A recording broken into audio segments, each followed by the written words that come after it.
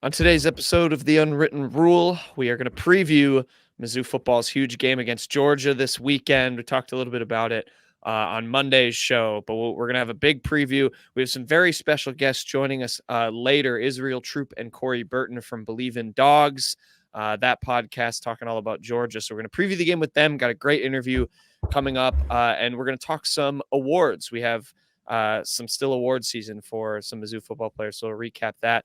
Another little bit of a recruiting hit for Eli Drinkwitz as well, with Cam Dooley. So we're going to talk about his situation there. We'll do quick hits, got jerseys, NFL picks, main birds of the week, all that fun stuff. And then we're going to finish previewing the other SEC games for the week. Got Bama LSU. That's the other big headliner going around the SEC this week.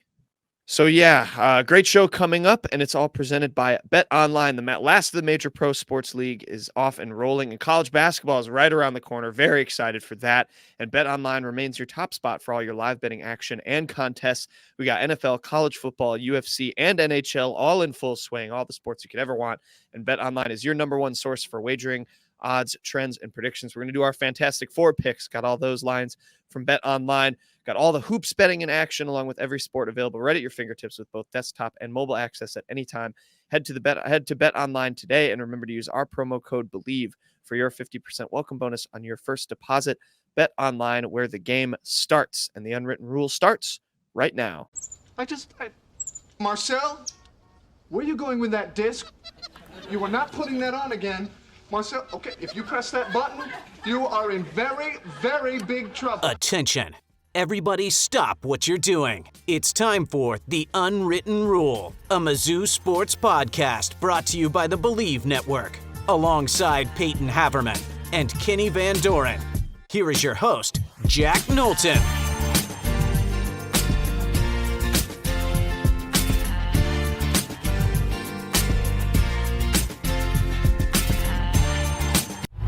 Welcome back to The Unwritten Rule. Today is Friday, November 3rd. Boys, we're getting close. We're getting close to, game of the year territory, I guess, for Mizzou football on Saturday. We're going to preview that. We're recording this a little early in the day. Later on, we're going to talk to Israel Troop and Corey Burton from Bleav in Dogs to preview that Georgia game. I've been counting down the hours all week. I'm so excited for this game, no matter really how it goes. I know, we're, even when we teased it on Monday, we're a little bit more pessimistic towards what the outcome will be, just because it's Georgia. But I still think it's fun, 7-1 Mizzou. So we're going to get to that game with those guys, and we'll get to that interview. But we have award season for Mizzou football. Some of the guys, still getting nods to some of those postseason awards. So Kenny and Peyton, what are the Tigers kind of up for right now? We had a show a week or two ago. We had a long list. So a couple more guys kind of getting added to some watch lists. Yeah, you kind of hit the halfway point in the season, and everyone jumps in on the watch lists. And especially with the team that had only one loss behind them, you're going to see everyone get on here. The first one that pops up is Cody Schrader is on the watch list for the Burroughs Wells Trophy, which goes to the best walk-on, who's now a scholarship player in college football. And you look back at years past, even last year, Barrett Bannister was on the watch list for this award. And he talked about how much that would have meant to him, being an Arkansas guy, being a guy who rooted for the Razorbacks growing up. He ended up not winning it, but this could be a really big award for Cody Schrader, who, probably wasn't even supposed to be contributing to this team. If you looked at it 2 years ago about where the Drinkwitz and the staff saw what his potential could have been, and now he's one of the top rushers, not even just in the SEC, but all of college football. Yeah, Kenny put it well there, just with one loss. Winning is going to get you noticed like this. The other award was Brady Cook being named to the Davey O'Brien Award watch list. It was the watch list, right, Kenny? So it's more of just the QB class of 2023, and you can vote for Brady Cook on social media by liking or following the official Davey O'Brien Award on Twitter, or on X, Instagram, and Facebook. There you go. Yeah, but that's already up to 500 likes on X. Yeah, of course the quarterback award does it. Yeah. Mm-hmm. course, the quarterback award doesn't that much different. It's not a watch list. They got to make it all fancy and give it a vote and, roll out the red carpet for those guys. But yeah, cool for Brady Cook. Good for Cody Schrader. There was an article by, I know we all know him, David Ubben for The Athletic, who covers college football. He wrote a great article about just Mizzou football and talked, about Cody Schrader. And there's the whole, it was basically a favor from a booster to even let him on the team. And then, now he's going and doing this. So a very good full circle story. Kenny, is there another award for one of the boys here? Yeah, Chris Avon-Strain was named a semifinalist for the Paycom Jim Thorpe Award. There you go. That's the last I've one. never heard of most of these. I have also never heard of that award. But this isn't an award, but Mizzou did also tweet it. Javon Foster is also the highest graded tackle in the SEC according to PFF. Has a PFF grade of, I Bleav it was 85. But yeah, just it's been that kind of year for Mizzou. Yeah, it's been an awesome one. I don't know if they talked about if Ubben talked about Javon Foster, but just the whole STP mentality. Everyone, if you have an Athletic subscription, should go read that if you're a Mizzou fan. Ubben an alum too. That's always fun when he gets to write about Mizzou. But yeah, like Peyton said, it's big. We're gonna talk to, I guess we could touch on this briefly, and I'm sure we'll talk about it with the Georgia guys, but Mizzou number 12 in the CFP poll, which I don't know what you guys were expecting. I know it's like a little different than AP because they're 14, if I remember right, in AP. But yeah, 12 in the CFP poll. Were you guys thinking they'd be that high? No, I did not think they'd be that high. I was thinking 15, 14, one of those two. Especially, I know the CFP committee's criteria is different than the AP poll. I was still surprised to see that Mizzou was in front of Notre Dame and LSU. I know they both have 2 losses, but I mean they're 2 pretty damn good losses. And LSU, of course, did beat Mizzou, but hey, I think the committee. I mean, it's just different. They're great. They're making these rankings based on teams they think probably have the best chance at making the CFP. So that bodes well for Mizzou. It's all right there if they can beat Georgia. Georgia should not be 2. I still will stand on the fact that is the best team in the country.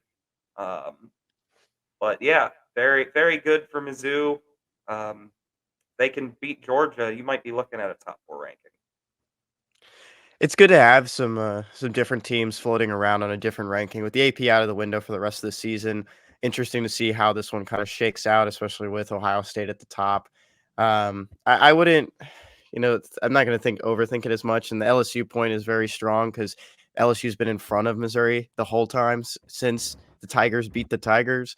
That was an interesting one for me. But at the end of the day, I think it's a little bit better to have some difference. But for a team that hasn't lost a game in 2 years, I don't comprehend moving them out of a number 1 spot. Yeah, that. Go ahead, Peyton. Go ahead. I was just gonna say everyone likes to ask who is Georgia beat. The commentators in the Florida Georgia game put it best. Who is beating Georgia? I mean, 0 teams. No one. I mean, nobody has beaten that team. Everyone is saying like Georgia hasn't given a reason to really be in that number 1 spot. They've given you 2 years of reasons for being in that number 1 spot, and I think that does matter.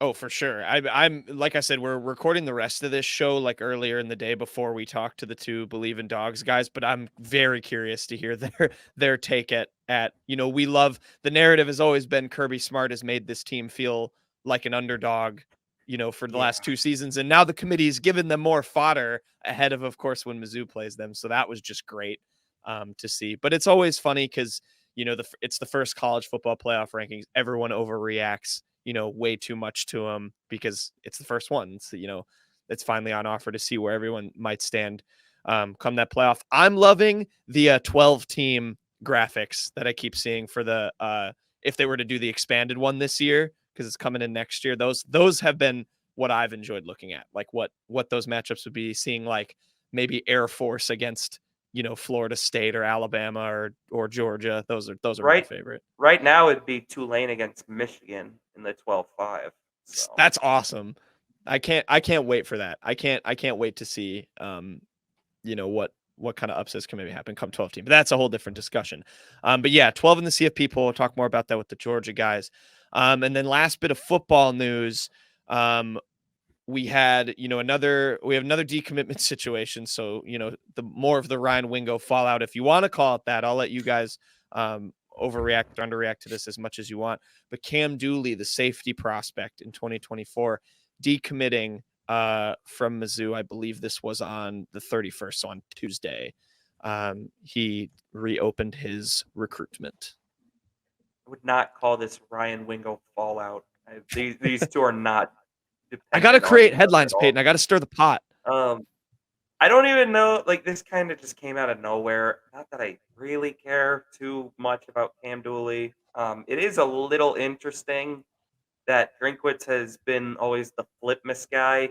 He's lost 3 recruits in his class already. Daniel Kalen flipped. You can't do anything about the reasoning for that one. But now Cam Dooley is decommitting. Tione Gray flipped from Mizzou to Oregon. It's a little bit like, yes, they got Nwaneri. You still want to see a little more from this class. Right now, it's 16th out of 16th in SEC ranking, and that's not good enough. I mean, I'm sure Drinkwitz still has some tricks up his sleeve. I'm not going to really sound the alarm yet, but it is a bit unfortunate. If you want to blame someone, blame Peyton. Cam Dooley liked our TikTok about Peyton talking him up, and Cam Dooley decommitted from the University of Missouri a week later. So if you want to blame anyone, it's Peyton's fault. One thing I'll point out is on 247, Josh Edwards put in a crystal ball for Kentucky. And I saw some Kentucky fans posting to X about Cam Dooley entering the portal, and maybe those fans seem a little bit hype about possibly landing the 3-star safety. Yeah, that's not a good look. It's one thing for a guy to flip to Oregon, but you don't want to lose these guys to SEC, opponents. I was almost going to call them rivals, but then that would reopen our discussion we had for a while about that whole game.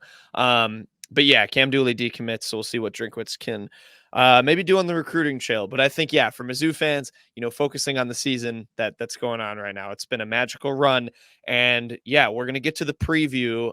So we'll kick it to ourselves with 2 hosts of the Bleav in Dogs podcast to preview Mizzou-Georgia. Okay, we now welcome on a very special guest, and hopefully 2 in just a moment. We've got one of the hosts of the Bleav in Dogs podcast. So we're doing another cross Bleav, interview to preview yet another Mizzou football game. We've got Corey Burton with us. We're hoping Israel Troop might join us a little bit later as well.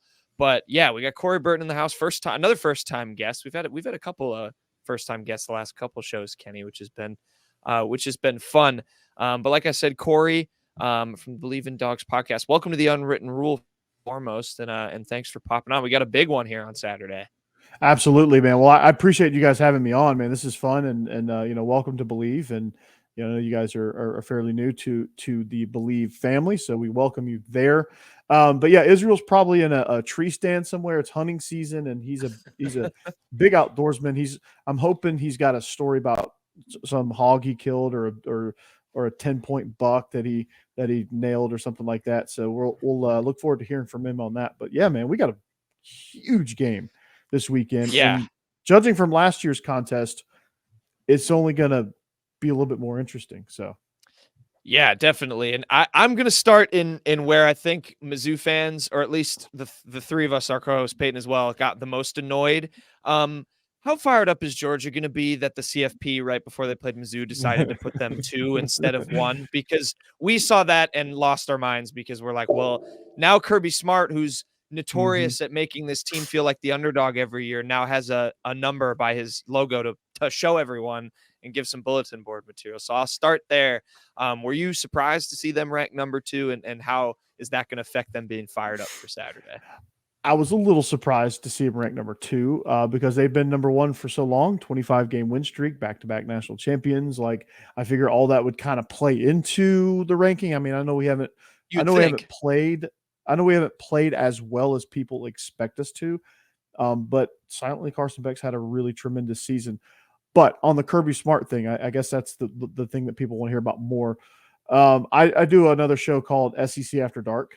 And this came up, the rankings came out right before our show last night. And I was stoked to see Georgia number 2 for that reason, because Kirby's, Michael Jordan in the Last Dance, where every time he talked about a game, he said, "Yeah, and I took that personally." Yep. Like, that's Kirby Smart. He's like, "Yeah, and I took that personally." And so you feel bad for the next opponent, and I bet you guys are wishing we played Ole Miss this week instead of y'all. But I mean, you couple that with the fact that last year's game came down to the wire the way it did. He won't leave any stone unturned in this one. I like that the college football ranking is a little bit different than AP. We get to see something that's not the exact same almost, but no one's beaten Georgia 2 years. I understand they may be more analytically driven about what's going on this season. They put Ohio State up there. Teams won back-to-back natties, and you're going to put them at 2. They haven't lost a game in 2 years. That's just silly. Where I kind of want to start with this next question is looking at, some of these offensive weapons. Brock Bowers, talk of the town. This guy's going to be an NFL player someday. He's going to play on Sundays. With him being out, what does this offense kind of look like, and who are the main targets? Well, the offense is a little bit more spread out now with him being out. Oscar Delp had a tremendous game against Florida. I don't know if you guys watched that, but he was actually filled in quite nicely for Brock Bowers. Didn't have as many targets probably. The targets got spread out more evenly with Brock Bowers out, but some of the ones that he did get were just as good. The reps were great. He was really good in the RPO game and had a really nice one-handed catch there. But look for more of Ra Thomas, look for more of Dominic Lovett, look for more of Ladd McConkey. The run game got going really well. Kendall Milton and Dejon Edwards are finally fully healthy, and that duo of running backs is really potent. So it's just more spread out, honestly. So not one person's dominating the touches. And, I think Carson Beck is finally comfortable enough that he doesn't necessarily need that security blanket that Brock Bowers was early in the season.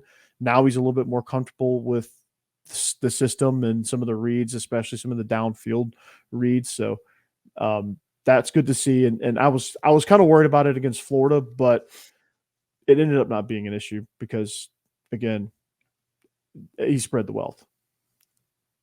Got to ask about Dominic Lovett, though. You name dropped him there. This is he's facing his former team now. Doesn't seem like there's any bad blood, just looking for a better opportunity. Yeah. I mean, how has he kind of looked this season? We haven't heard his name really at all. And that's a lot because everyone was trying to get comfortable. He was trying to get comfortable in the system. Carson Beck was trying to get comfortable with his reads. They were kind of trying to figure out, okay, we got these 2 new weapons, Dominic Lovett and Ra Thomas, and we're going to try to figure out how to get them into the scheme. We had some injuries, some things going on. The offense didn't click early on quite like we thought it was going to out of the gates, but he's really kind of fit in quite nicely now. He's really good at the short and intermediate routes, the crossers and the things that really just kind of get him out in space. He's been really, really good at that. The opportunities have been more limited than he probably hoped that they would be, but he's contributed very nicely. He's added a really good horizontal and vertical threat to our offense. Mizzou fans aren't going to like that. That's they probably won't. So let me ask you guys about Dominic Lovett. I didn't watch a ton of Mizzou football last year with Dominic Lovett. I knew he was a problem for us. What was he like week to week? How did he fit into the scheme there? Like you said, I mean, it was not just verticals, horizontal. He put it well one time. He was like, I'm just shifty. I can make moves. I can find space. I can find holes in defenses. And that's just who he was. We weren't really expecting such a big year from him last year. I mean, he was a guy that was committed to Arizona State before he flipped to, stay home. I guess he is technically an Illinois kid coming from East St. Louis, but an absolute character too. Like he's not just, the stone cold guy. He laughs. We talked about it before we came on here about a quote he used to always say, dropping his nuts and letting him hang. And that's just who he is. He was just a character on the field, and just playing into that offense is that, he was just always open. And it was, Luther Burden was the talk of the town, the freshman coming in, having a good year. But Lovett was just incredible last year. And he was the one really turning the heads to the point that he was going to find a better situation elsewhere. Yeah, I guess Jack, what I saw was he kind of saw the writing on the wall. I mean, I think with all the Drinkwitz stuff at the tail end of last year, where he wasn't sure that did the hot seat stuff kind of play into that, you think?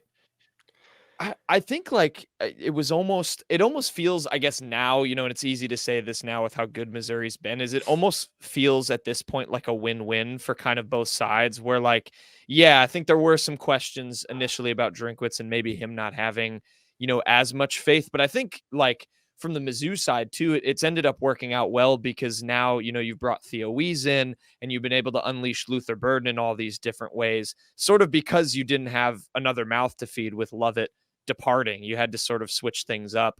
And then, obviously Drinkwitz has sort of recovered from that. I don't think, it was directly correlated to just Drinkwitz and him leaving, but I think he saw an opportunity, and then Mizzou, has sort of taken advantage of it as well, being able to sort of restructure their offense with him gone. Yeah. And like I said, I haven't seen, you don't see many situations that's win-win like that. Yeah. Which is, it's good to see it. And a good division is always great for college football. So and Mizzou being good just only enhances the Eastern Division, which is actually going to go away after this year. So that'll be interesting. But yeah, I was always curious to kind of what he left, and like, most situations you see the fans and they're always like, yeah, good riddance. Yeah, we're glad to leave him. We're glad that he left, but it just seemed like that you guys didn't want him to leave, but were able to just say, okay, he's gone. There's nothing we can do about it. We just need to retool and go. I think he kind of also looked at the situations around him. Luther Burden, of course, is top recruit in the nation coming in, and he's making some good money. And NIL can also drive it. That he was seeing this, and this guy's doing really well. But I'm also having an incredible season, and there's really nothing for me right now, just offered wise. And he kind of went somewhere where it's not just winning, but he can also build for something for his own future. And I think that really played into it as well. And the thing that kind of always stood out to me too is that you see some of the other players responding to him on social media. It's like, I don't get why Mizzou fans are going after our guy like this. He's still our brother kind of mentality. It's just, he was doing something better for himself. And that really plays into the win-win that Jack talked about. Yeah, we experienced the same thing with A.D. Mitchell. A.D. Mitchell went to Texas, and I don't blame him. I mean, he got some NIL stuff, and he wanted to move on, and he spent some time in Texas. He grew up in Nashville, I think, but he spent some time in Texas as well right before he came to Georgia. So, like, a little bit of that is he probably wanted to be closer to where I guess he's from now. And so I don't blame him there. And Texas has a lot to offer in NIL. So I've always been a big fan of A.D. Mitchell, and he won us 2 national championships. So I can't really be mad at him. Yeah, I think, Kenny, you can, if you remember who said that, I think someone said this week, they were asked about playing Lovett again, and they were just like, he's just another number when it's all on the field, which I think is the answer. That's like, it's nothing really personal, but also like, like we're not going to like love him or, heap the praise on him. We got to beat him on Saturday, but also like, it's not, there's no beef there if that, yeah, I see it as all love during pregame. And then once the game kicks off, it's all business. We're coming after you. Like we're going to beat you. And then when the game's over, we'll dap it up and hug again later. And we'll talk and chop it up and whatever friends do after the games. And, it'll be that. That was the biggest thing that Drinkwitz really pushed last year, and same with Blake Baker, the DC, is that it's a nameless and faceless opponent. You're going in, it doesn't matter who it is. It could be an FCS school, it could be Alabama, it could be Georgia. It doesn't matter. Everyone's going to be seen the same, and you start each week 0-0. And that's what the something to prove is you're going in 1-0. And, we talk about, just like the going in, showing no emotion. I don't know if you remember this last year, but there was a little skirmish on the field pregame. Jalen Carter. Yeah. Jalen Carter kind of get into it. Some of the linemen didn't really turn into much. There maybe some chirping going back and forth throughout the game. But I remember seeing that. I was kind of surprised. It gave y'all juice. It gave y'all a lot of juice, I think. It did. Yeah. For sure. Yeah. I remember that I remember thinking like midway through the third quarter going, why did we do that? I think Jalen Carter also missed time in that game too. Yeah, he if I'm got not banged up. mistaken. Got banged Yeah, up. So he got banged up. Yeah, for sure. Yeah, Okay. Yeah, Go ahead, Jack.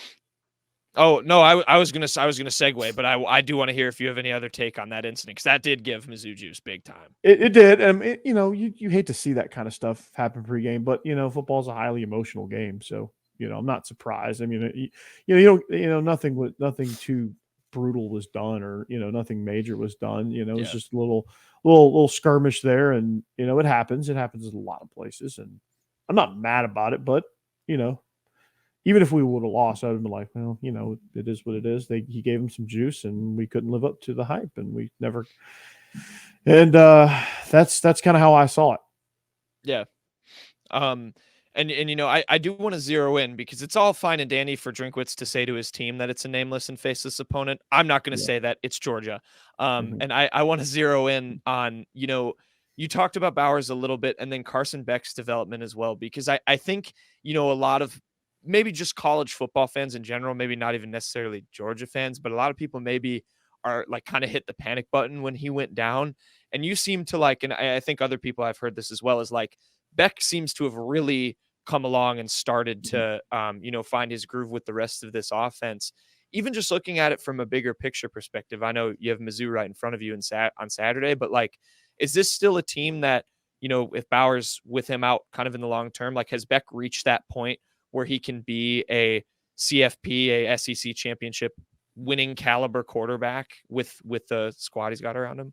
I don't see why not, the way he's dealing. I think he spent so much time in this offense, and even before he started, I think he got really comfortable with what things are going on. I mean, it's still it's still the same scheme. It's still the same playbook that Todd Monken left behind. It's just a different person pulling the strings. And, Mike Bobo has been really, really good at quarterback development. That's one thing he's always been good at. Now play calling and things like that, sometimes he gets lost in the flow of the game, and I think he loses touch with the game, and he gets a little systematic. But I think as far as like developing what the reads are and getting him comfortable in the pocket, and him understanding kind of how these concepts are supposed to develop and the timing of everything has been tremendous. And, a lot was said about the schedule early on, but it did help Carson Beck get settled in. We were supposed to play Oklahoma, by the way. I got to make that known instead of Ball State. But it's I would say as of right now, I would feel comfortable going into a CFP game against Florida State with Carson Beck under center. Yeah, absolutely. Yeah. It's hard to imagine there's many weaknesses to a Georgia team, but it's definitely like a different Georgia team than it was the last 2 years. Things are ever changing in college football, but what's an obvious weakness? There's maybe something to look out for on the offensive side. On the offensive side, I think right now we just struggle in the interior offensive line for whatever reason. I think it's more communication related. We're not performing as well as expected. I think Cedric Van Pran is having a little bit of a struggle this year, and it could be just the change of play caller and some of the things that go with changing coordinators and the communication piece of it. Defenses are starting to give us a little bit more variety and a little bit different looks and getting us some of it's the predictive play calling where defenses are guessing right and they're bringing more than we can block.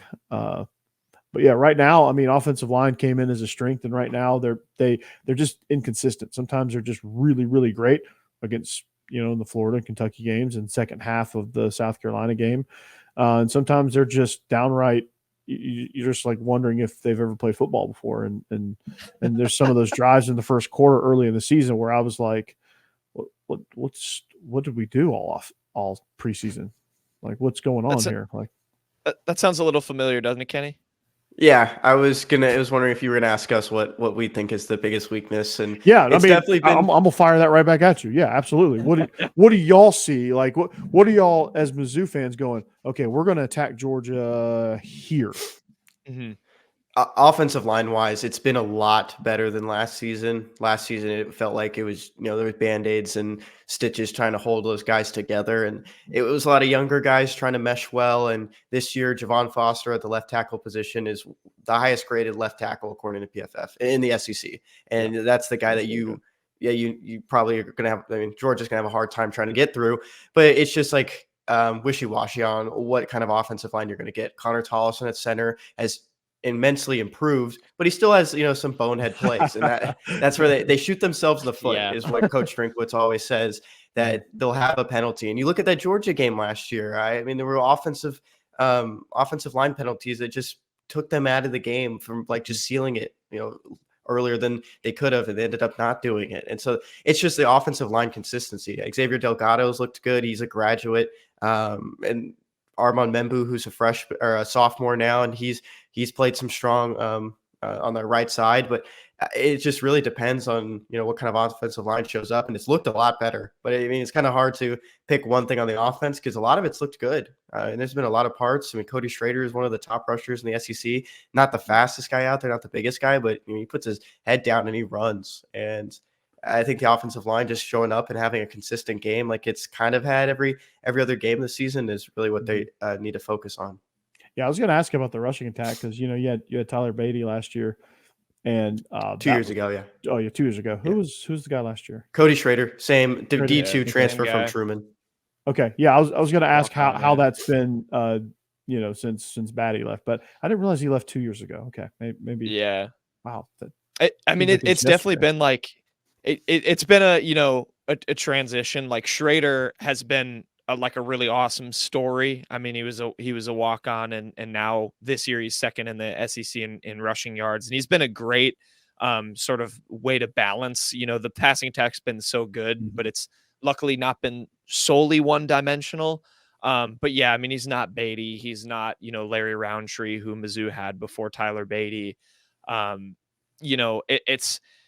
you can get an explosive play here or there from him, and especially in the red zone, which I think when you ask like the weak spot, I know that's like, I've heard at least that Georgia is somewhat inconsistent on defending that area, which, to Eli Drinkwitz's point is, I think he said it best, it's mostly because teams rarely ever get down there against Georgia. But, that's an area where Mizzou, I mean, they have one of the best red zone offenses in the country. And that is largely down to, they're able to use Schrader, let Cook use his legs. They've had some good play calling in the red zone. I think that's been that's what I've noticed That's what I noticed again. I watched the LSU game, y'all's LSU game, and I was really, really impressed with not only the red zone play calling, but just play calling in general, and just how they were able to use Luther Burden as an absolute weapon in that game. And for one thing that if I was a Mizzou fan, looking at it from an offensive side of the ball, I would be excited to run on this Georgia defensive line because you don't have Jalen Carter. You don't have Jordan Davis. You don't have a big superstar name. You have a group that's trying to figure out who that guy is going to be, which doesn't exist in this group yet. But it's been very inconsistent on the defensive line where we get gashed at times and we make big plays at times. And it's just one of those things where, it seems like you get gashed and then you get gashed again. It's like a momentum thing with this defensive line. If you hit one big run, you're probably going to hit a few. Just go back and watch the Auburn tape. They did a tremendous job. They're so one-dimensional. They're probably one of the most one-dimensional teams that Georgia's ever played. And they rushed. It felt like they rushed for 600 yards. Jarquez Hunter was a beast, but he's a good running back, not taking anything away from him, but they weren't going against Jalen Carter and Jordan Davis from 2 years ago. Looking at this Mizzou offense as well against that defense is that when you come into this game, it might look a little bit different than it did last year because Kirby Moore is now the OC coming over from Fresno State. Drinkwitz gives up full play calling to him, which looks a lot great for him.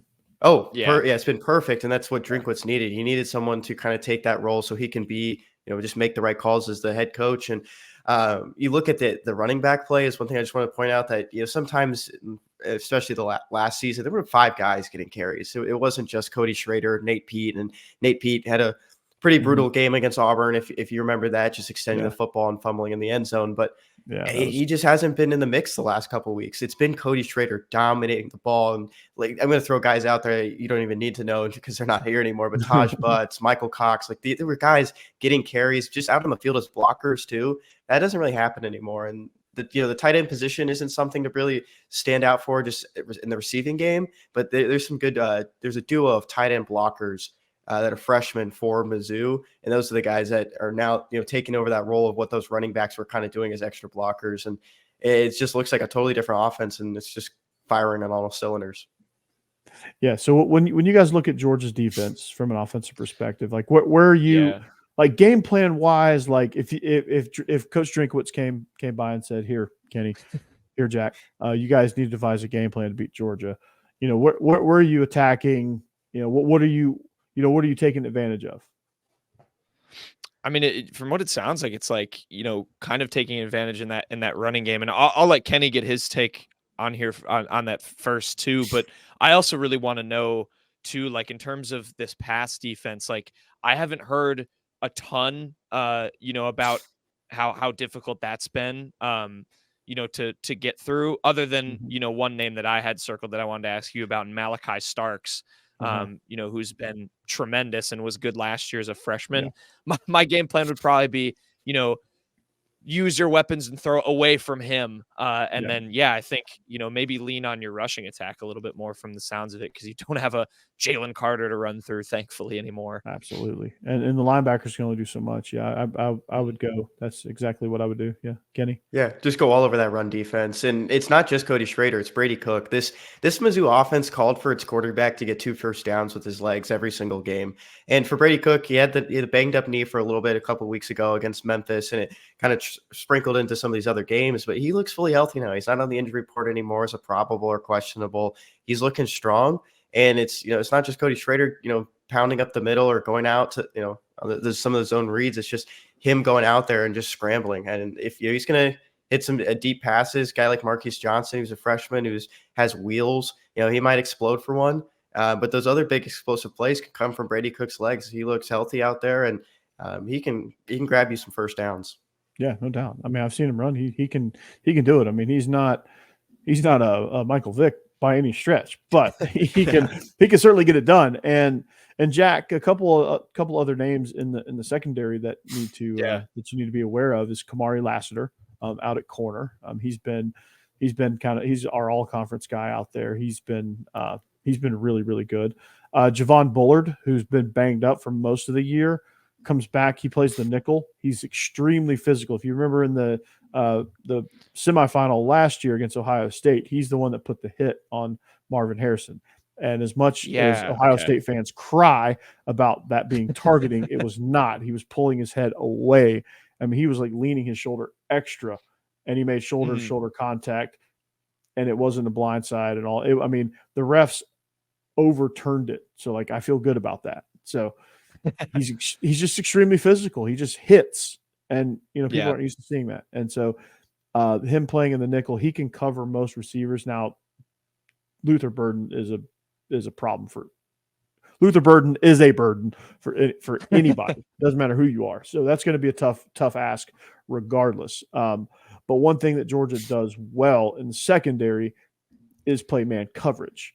They don't play zone very well. And, again, they communicate worse than the offensive line. It's almost like – they just leave these huge gaps, especially on the seams, the curl zones and the dig seam area. They just leave a bunch of openings. And Israel and I will text back and forth throughout the games and be like, most every game, at least twice, maybe 3 times a game, the words "we suck at zone coverage" probably come across our text chain. And I don't understand why we're so bad at zone coverage. We've got athletes. Maybe they just, I don't know. Maybe they're hyper aggressive. Maybe they don't understand the coverage schemes. Maybe they don't understand. There's something there, and it's probably a communication thing. It's probably an above the shoulders thing. Yeah, that I was curious to know about that. So, like, then you go back to the scheme ideas. So it's like, that's a nice thing with having Kirby Moore now is you can throw in some of those maybe more complex play calls to try and, when they're in zone, take advantage of that versus like just going man up, because it seems like Georgia's going to win a lot of those battles. Georgia's going to bring heat. They're going to bring heat. Right. They're going to hit. So I'm curious about that. Does that make you a little bit more confident? I mean, Luther's whole thing is yak. Like, you get the ball to him in the flat, wherever you want to throw it to him and let him, let him do his thing after the catch. Are you pretty confident in that matchup with some of those DBs to be able to put a hit on him and prevent him from doing that? Yeah, no doubt. Kamari Lassiter is also very physical too. I mean, those guys love contact. Malachi Starks loves contact. And I think if they can keep Luther Burden from getting going after the catch, then they shouldn't have any issues with him. Let him catch it short, tackle him before he really gets going, and you make him earn every single yard. And that's how you stop a guy like that. You're just physical. You just physically beat him up. Yeah. You jostle him off the line. You press him. You're just, and every once in a while, you just got to know. It's like it's like guarding Kobe Bryant. He's going to get you at some point. You just got to know, hey, he's going to get me at some point. Switched on. Yeah. But I'm going to beat him up most of the game, and I'm going to limit his big plays. And I'm going to frustrate him. I'm going to make sure that he can't get going, because once he gets going, you guys have seen plenty of it. Opponents have seen too much of it. Once he gets going, he's dangerous and he can change a game. Yeah, that's going to be such a fun battle then, because like Burden, like he doesn't shy away from contact either. Like he's not afraid. He's been like flipped out of bounds a couple of times. We've been screaming for him to get taken off of punt returns because we're worried he's going to get injured. He's a dog. He is a dog. Like that'll be after it, man. I love watching him play. Yeah, he's fun. And so I really like especially Starks, and I'm glad you informed me about more of I meant to look into more of their corners and DBs, because I like hard hitting corners. So that'll be an exciting matchup. Yeah, Lassiter and Bullard are certainly they fit that bill for sure. And then of course Dalen Everett on the other side is nothing to shake a stick. I mean, he's no slouch either. I mean, it's probably on defense probably our strongest group, because they just got a lot of experience. And then our inside backers are very experienced. And then we have Michael Williams, who's the next great pass rusher, but he just can't do it by himself. Sure. I'm glad you really touched on the secondary of Georgia, because that's a big conversation at Mizzou, as well as, how is the secondary going to respond against a quarterback like Carson Beck, against an offense like Georgia? Because coming into this game, Ennis Rakestraw, who's one of the more prominent corners in the SEC, he's back healthy. Chris Abrams-Drain is having an amazing season. He's had his name called hundreds of times now. If you look at the safety position for the Tigers, Joseph Charleston, Jalen Carley's not having the seasons they might have expected. Tackling has been a big issue, so that might be something to pay attention for on the Georgia side, is seeing how some of these safeties, and especially the linebacker positions, Tyron Hopper kind of struggling a little bit with tackling as well. But Jalen Carley's picked up his first interception in the last game against South Carolina. But those are some positions to really look at. And I mean, I don't know who would have been like the best defense that Georgia's faced this year, but have they had really any issues against some secondaries? To be honest, Kentucky secondary wasn't as good as we thought they were going to be. I thought we were going to have a tough time with them, and didn't. Florida secondary, we had no issues there. So no, honestly not. This will probably, this stretch of games will probably be our biggest test as far as that is concerned. Now, the rushing defense of some of these teams have been tough. We had a struggle in the first half against South Carolina. They played actually pretty well in the secondary, and then we kind of figured some things out, and then went out and played the second half, because South Carolina is terrible in the second half. But they've been terrible in the second half all year long. But to answer your question, not really. I wouldn't consider Florida very challenging in the secondary.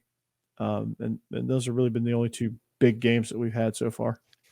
Yeah, and two more points I would throw out there just about Missouri's defense to keep an eye on is that these defensive tackles really kind of struggled at the beginning of the season. Weren't really getting through the offensive side, putting any pressure to help out those guys on the end. And But right now, I mean, Jaden Jernigan and Christian Williams and Josh Landry, they're not the fastest guys, but they can push people over. And we talked about the struggles maybe on the interior of the defensive line for Georgia. Those are the guys to really keep an eye on. Some of the numbers is just 5, 00, or 0 and 90. Those are the ones that I would keep an eye on. Linebacker position, though, I mentioned Tyron Hopper. A little bit of struggles with the tackling this year. He's always graded so well, according to PFF. Coming over from Florida, everyone was really great excited. stat to be struggling in his tackling. Yeah, we deem him if there was a stat for most missed tackles in the country out there, he would be running away with that category. Yeah. He likes to bounce off people, and he still grades, pretty fine against PFF, and PFF loved him last year. But another guy, Chad Bailey, who's one of the captains on defense, the middle linebacker, who's the Mike. He's going to be out, so the guy to look out for is Chuck Hicks, who's a Wyoming transfer, didn't get to play last year because of an injury. So in the linebacker position, looks a little bit shaky right now, but Tyron Hopper has proven that he can bounce back. You look at his season last year. Okay, yeah, that's quite a bit. I mean, like, I don't think coming into last year's game, I would have probably been so aware of so many names because, again, I think y'all were at a different place this time last year. And just to see the improvement of this program just in a year's time. I mean, you're talking about all these notable guys, and it's good to see. And I think it's going to prove to be another challenge. And I love that Georgia's at home in this one. Thankful that Georgia's at home in this one because that makes that a little bit, I don't want to say easier, that's probably not the right word, but it makes it a little bit more in our favor, I guess, in this contest. So one thing Georgia's offensive line has been really good at has been pass pro. I think that's one of the reasons why Carson Beck's been able to do what he's done. They've been actually surprisingly good in pass pro, which I thought we would struggle in pass pro and be dominant in the run game, and it's been the exact opposite. And we're not necessarily dominant in pass pro, but I think we're very, very good at that. Yeah, so a big key could be, Mizzou gets to Carson Beck a couple times early. That could maybe shake things up for, how the rest of the game goes. Yeah, and Auburn was able to get through. Auburn has a really good defensive front, and they were able to get through some, especially in some, like if you can get Georgia in some third and longs, if you can get them behind the chains, I think you have a chance of getting some heat on Carson Beck. He can run, and he can run well. He just doesn't. He just it takes him a while to pull the ball down and run because he just is unsure of it. But yeah, I'm super excited about this matchup, man. I'm just like, there's just so many different things happening. Like the defense, Georgia's defense front versus Schrader in the run game, Schrader and Brady Cook in the run game. How are they going to handle Luther Burden? How is Mizzou going to handle Luther Burden? Are they going to move him around? Like, has that been happening all year long? Does he move around and, attack you from different spots? Like, how does that work in y'all's offense? We talked about this. I wouldn't say at length, but maybe like a good 10-minute, 5-minute conversation. That you look at his stats last year compared to this year, a lot more end arounds. He still does some pop passes, and they'll find him in space instead of just looking downfield or over the middle.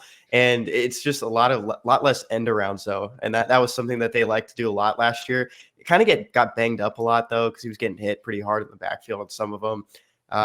It's more just about finding him space and let him do his thing. And Jack said it good. It's like yak, and let him get the ball, let him see what he can do. The one play that always defines Luther Burden is against Louisiana Tech in his freshman season last year. He gets the ball, 2 guys are draped on him. He's maybe 10 yards out and he scores standing up. And that's just who he is. Like, he can power through guys. And he doesn't always look like the strongest guy out there. You look at him, he looks, just like a regular wide receiver, and he can just power through people. And he just has a lot of force, and he doesn't really, he cares about his body, but he'll put it on the line just to score. Yeah. It impresses me for sure.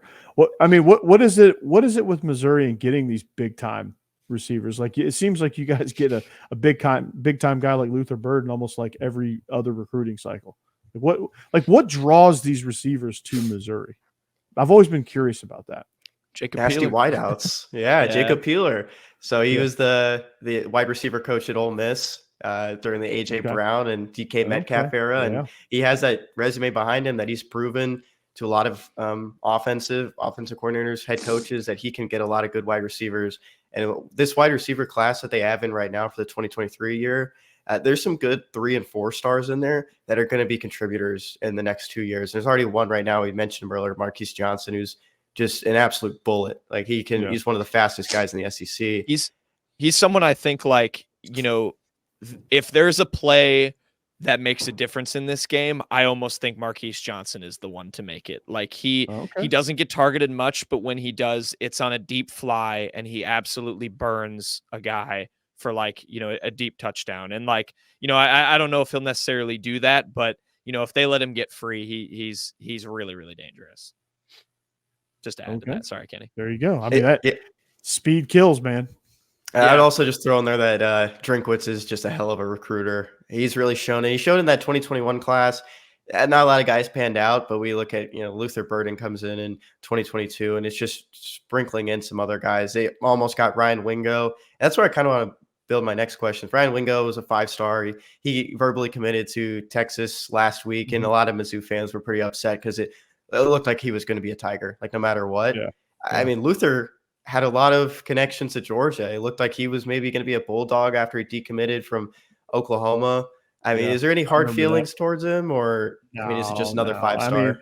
I don't want to say it's just another 5-star. I know we've been getting an unprecedented number of 5-stars. So, I mean, anytime you have a chance of getting a guy like Luther Burden, it does sting a little bit. There's no hard feelings.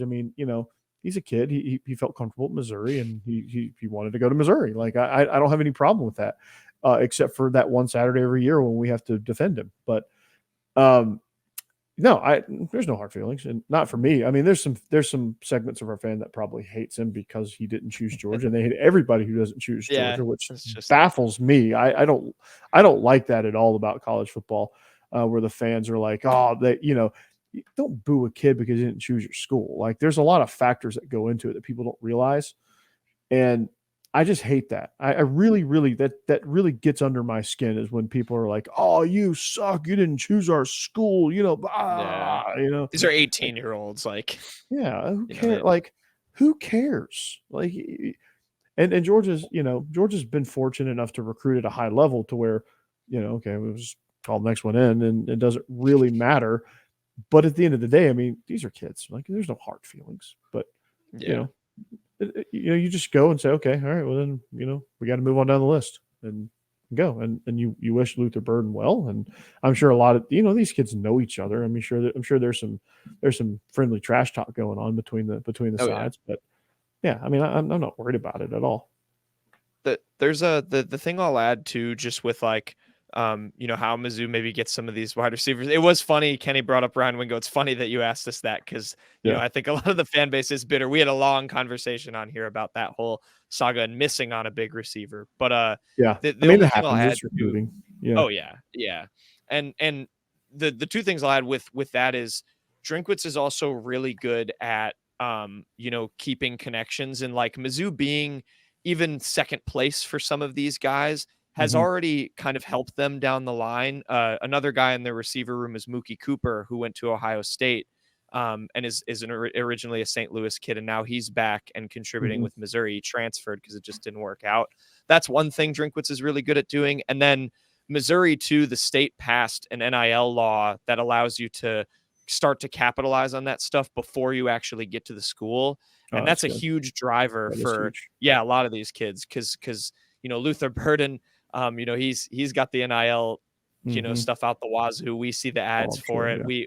We poke fun from time to time because when he reads some of the spokesperson ads, it's pretty funny. But it's like a huge that's definitely a huge factor that helps with driving recruits there too. Yeah, no doubt. With the transfer portal being the way that it is, you can't burn bridges as a coach, and if you do, you're stupid. Right. You can't do that. That goes on the bitterness end of it. And I would give some advice to your fan base as far as the Ryan Wingo situation. Don't be bitter because it's never over until he graduates and runs out of eligibility. He could come back via the transfer portal, especially if he was heavily considering your school. There's always that chance. And, maybe the one factor that he was looking at goes in his favor. And then like maybe he gets to Texas and realizes, okay, all right, maybe this isn't the right situation for me, or maybe Sarkisian gets fired, or, something happens. Arch Manning never throws me the ball. Yeah, Arch Manning is stingy and he throws so-and-so the ball all the time and not me. I'm going to transfer. Or, hey, I got a really good NIL deal in the works here in St. Louis. All I got to do is enroll at Missouri, and here we go.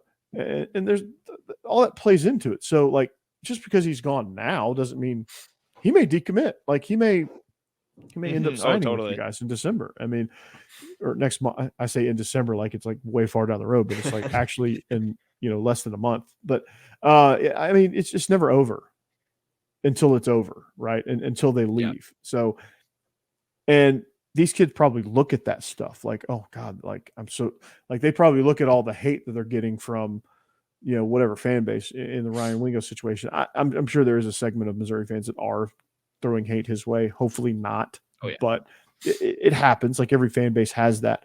And he's probably looking at it going, oh, thank God I didn't choose them. Right. Mm-hmm. Like when guys don't choose Georgia, like I'm pretty sure like they're like, oh, thank God I didn't choose that. Good Lord, those fans are freaking nuts. And again, you don't realize it's like the lunatic fringe of your fan base. But again, it's never a good look. I'm really glad you touched on that. Coming from a guy who's watched Georgia football, who's been around, some of the best recruits and knowing a lot about them. It's not the same for a lot of Mizzou fans. No shots at Gary Pinkel or Barry Odom. It's just they never really had some of the top recruiting classes, and now it's like looking at guys like, why isn't this 5-star coming here? And when they, that's a hell of a place to be. Yeah, that's a hell of a place to be. And it's a good feeling to see all these guys like even considering it or being, in the top twos, and then some of them even landing with Mizzou. But at the end of the day, you kind of just have to move forward. And I think a good thing about Mizzou Twitter and just like some of this Mizzou following is that there were some people, pretty angry about it, but it's also just been like a good group of, just a good following on social media that they don't really get too much into it. They don't really get angry. I don't know if you've experienced it before, but they do like to spam people with memes. It's a bigger thing on the basketball. But they just attack people with memes. It's not like anything hatred. They just like to have fun with it. And I think there was a lot of frustration just because Texas made such a late push for Ryan Wingo, like at the last second, and got him. But I mean, you got to move forward. And I like what you said, that, it's not over till it's over. Yeah. And I get being disappointed. Like every right to be disappointed that he didn't choose Missouri. Like there's a difference between being a little frustrated, a little disappointed, than being straight up angry. Like there's a huge difference in that. Like, I guess it's where you direct it. Like it's a little frustrating. Like, okay, why couldn't we close this guy? And as long as it stays kind of in that realm, it's okay in my eyes. It's like, oh dang, we didn't get that guy. Like, why didn't we get that guy? Like, what happened? Okay, well maybe the next guy will learn. That type of thing. Yeah, totally. Okay, Corey, I've got a fun question for you as well, but I want to ask this first. I'm curious, great game on Saturday. I think, we delved into a ton of the facets. Right now I'm looking at the Bet Online odds. It's Georgia -15. I would like to know if you think Missouri covers that, or if maybe if you want to throw a score prediction, go for it. I don't want to make anyone give a prediction, but if they maybe cover, and your thoughts on that. All right. Before the CFP ranking, I was going to say it was going to be a tight one, but Georgia was going to barely cover. After the CFP ranking, Georgia 269, Missouri -2.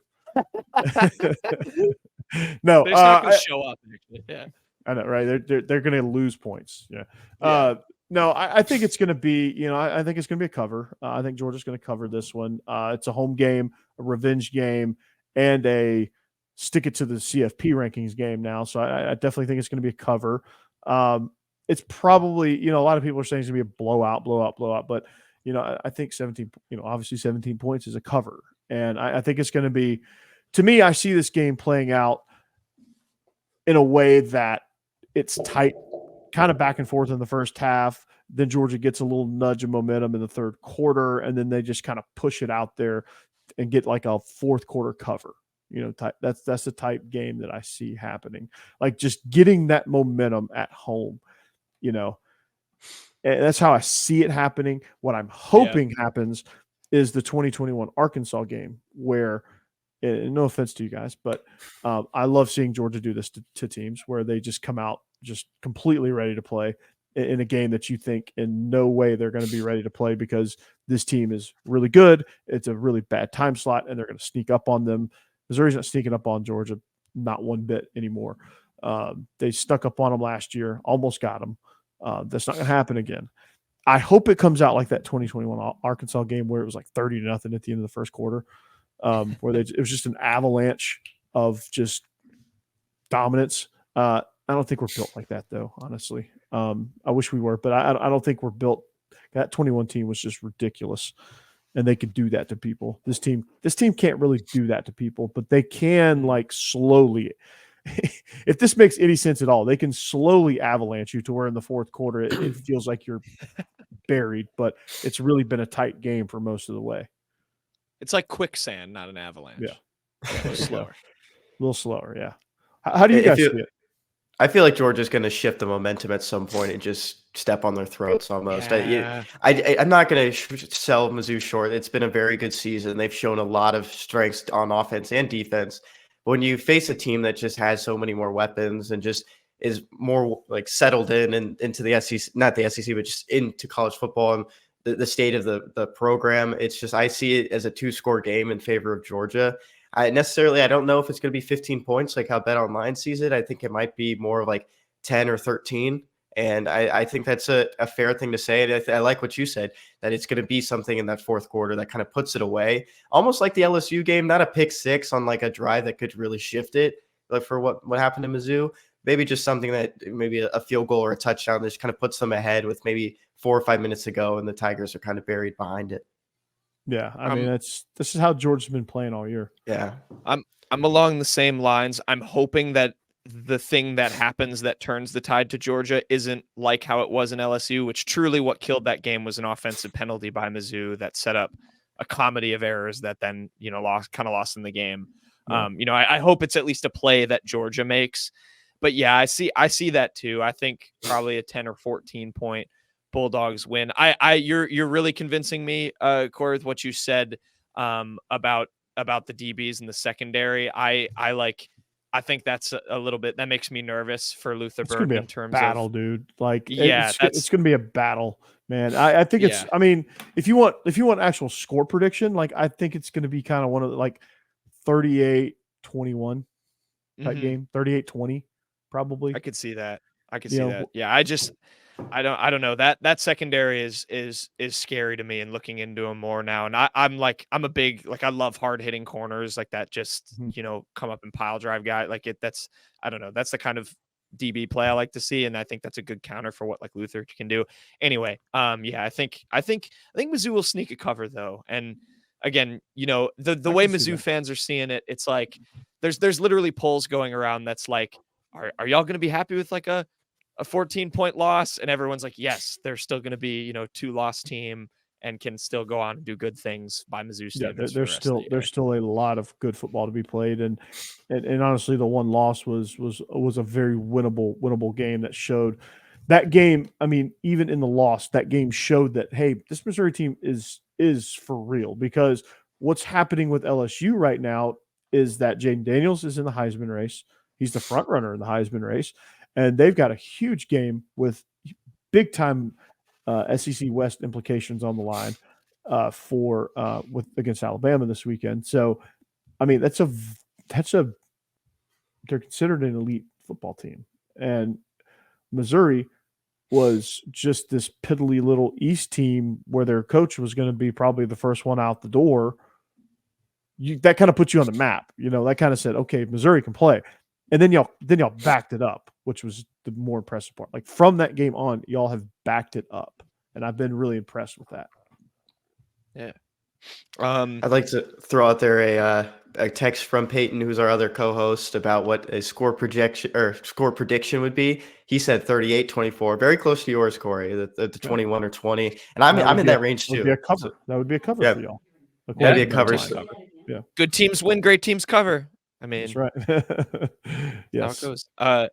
Corey, my last question, just on the Georgia subject, what was it like watching Noah Ruggles miss that field goal right on New Year's Eve? Because that was an electric moment for just Oh like my me as a God. college football fan. I think I felt every emotion in that one kick. Like it was relief, joy, excitement, and knowing that we just won the national championship because TCU obviously you saw what obviously happened there. But when he missed that, I was like, oh my God, thank God. Like it just, that was a roller coaster of a game. Probably one of the best games I've ever seen. And yeah, I was one of the more excited times that I've had. Given the 21 season where we broke the 42-year curse of the national the drought, where we broke the drought. Oh, yeah. That was a good. Right. That was a really good stretch. The 17 Rose Bowl against Baker Mayfield was also along that same line of games that you're just like, whoo, I got to work out after that game. Just watching it, like I'm pacing back and forth, like I didn't sit down in my living room. Yeah, you don't sit. You're like right up on the TV. You're just like, it's like you're in the game, and you wake up the next morning feeling like you just played in that game. And that's how I felt. And it was New Year's too, so it was like it happened right at midnight. Yeah, right at the stroke of midnight. Yeah, which was wild, amazing. So yeah, to answer your question. Yeah, I got two questions for you. One's coming from me, and then one will come from Peyton. So I know these are both going to be about former Georgia quarterbacks. Do you know like the whole like joke about Matthew Stafford and how he used to catch Clayton Kershaw in high school? Does that get brought up a lot at Georgia? It gets brought up a lot everywhere. It's kind of like their go-to thing of like, hey, did you know this Cy Young winner and Super Bowl champion quarterback are best friends and played high school baseball together? Yeah, it's like one of those things you always hear about. You know how the CBS game of the week, they always have that one storyline that they just pile drive into your head. There you go. That's it. That's one of them. That's one of them. Okay. My second one is our friend Peyton, our other co-host that's on would be on here today. I'm Peyton. You're Peyton today. Yeah. I'd Peyton. replace Peyton with Corey. That can be arranged. So for Peyton, yeah. in 2019 when we first met Peyton, huge Bears fan. He's from Chicago. That's where he's originally from. He wanted Jake Fromm. He wanted Jake Fromm more than anyone. Really dodged a bullet. Ended up going to the 5th round, but I mean, when Jake Fromm was there, what was that like? I mean, he was about as solid I would never use the word spectacular because that's not what he was, but he was just ridiculously efficient. Like he just surgical, lots of poise. Like he was a true leader of the team, but like I said, nothing spectacular, obviously, because he was a 5th round draft pick that never really, he had like maybe one NFL start and was terrible. And he's now not in the league now. So he was that when he was with the Bills, he was the COVID quarterback that had to like quarantine for weeks, like talking to nobody. So like, that's where he was. So I would say, yeah, as a Bears fan, he probably dodged a bullet there. But at Georgia, Jake Fromm was one of the most successful quarterbacks that we had, led us to our first national title berth since 1982. And we loved him at Georgia. Not much in the NFL, but we loved him at Georgia. I have a go ahead, Kenny. Sorry. He's a TV star too. Yeah. I was pretty interested to see where he is now, actually. He is with Washington. He's on their practice squad. Is he on their practice squad? I know. I wasn't expecting that. I know he's been bouncing around the league. I know around. with the Giants. I know he's signed with a couple, but yeah, I guess he's with Washington now. One last question. I have to ask this, especially because we're recording this on Thursday. You got Thursday Night Football. I was a huge George Pickens guy when he was there. I just any quick take on George Pickens because he's just such a funny and he's really good, obviously, but just a funny player to watch with his just he tries to jump over people. He's so fun. He's so electric, man. He's just got his personality. He's very eccentric. He's just kind of out there already, and he just has fun, man. it's all in his mind. He's just having fun. He's just messing with you. He's just doing his thing. And he's just so much fun to watch because some of the catches he makes and the way he contorts his body, the way he really takes pride in blocking. Like he loves blocking. Yeah. Probably the most actually he's enjoyed blocking the most since some guy named Hines Ward for the Steelers. He just loves it. He just loves playing football. And it's just so much fun to watch him. I hate that the Steelers have been struggling in that regard because he hasn't been. Now as electric and explosive as he is in a positive way, unfortunately, he's that in a negative way sometimes too, where he has those blow-ups. He got in a fight against Georgia Tech.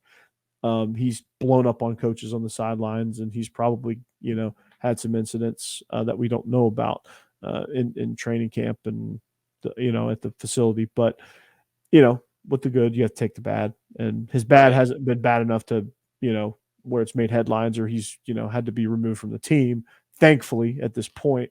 But yeah, he's just an explosive personality, both in a positive way and, unfortunately, sometimes in a negative way. You got to have those guys though. Like he's just a football guy. Like I don't know. He was just so. I remember his like freshman season. I watched. I was like, this guy is like. Oh, he was all over the place. Yeah, he's so he had a really bad injury that prevented him from really kind of making a difference in that national title season in 21. Yeah. And he was just more of a decoy. He had a few good plays in him down the stretch there in the SEC championship, the playoff game, and then the national championship game. But that's really kind of all he was limited to, unfortunately, just because his knee just wasn't there yet. But God Almighty, it's so funny. He's just so fun. Yeah, he's unbelievable. Like he was one of my favorites to watch. I loved him. Yeah, he's electric. All right, yeah. Sorry, I had to ask about them. Absolutely. I mean, he's doing the same. He's electrifying Steeler fans like he did for Georgia fans. Totally. All right. Well, yeah, Corey, thank you so much. I think, I'm all out of, I could ask you, I'm sure, about a million Georgia former players, especially with, look at the whole Philadelphia Eagles roster. Yeah. Are people like Athens North? North? People like de facto? Yeah. Are people like de facto Eagles Athens fans down there because they got so many? Absolutely. I mean, the Falcons haven't given us much to cheer about down in Georgia. Right. I live in Tennessee now, but I grew up in Georgia. So for where most Georgia fans live, the Falcons haven't given them much to cheer about. So yeah, they cheer for the team that represents North Athens. There you go. The North Athens Eagles, of course. Yeah, put that on their next Super Bowl graphic. That's right. All right. Yeah, nice. Well, Corey, thank you so much for coming on. I hope Israel caught something. He's going to have to come out and tell us the story. Yeah, he's going to have to show off his. I want to see some hunting pics. Is what I'm looking for. I'm going to ask him about it next time I talk to him. But definitely, they're making a defending run. They're defending their state championship. I think they have this game tomorrow night for the region championship. Big one, yeah. Yeah, so if they clinch region championship, they'll host throughout the playoffs. And nice. So they won the state championship last year at his school. What school is it called? It's Ware County. The Ware County Gators. Yeah, it's down in Waycross, Georgia. And if you've ever heard of Waycross, Georgia, congratulations. It's probably because you've been there. Yeah, it's in the swamp. Yeah. Well, hey, go Gators. Hopefully they can make a run. But yeah, Corey, thank you so much for coming on. We'll definitely have to have you back on again. It's just fun talking football with you. So I'll have to have a home game with you guys next time. There we go. Put you on our turf, right? Home and home. Do we have to do we have to pay you is it like a homecoming game? We can pay you like $600,000. You have to pay me $1 million. Yeah, to come How's to the that show. sound? Is the unwritten rule have that kind of budget yet? That's chump change. No comment. We're gonna throw in an extra $1 million just to be a little nice.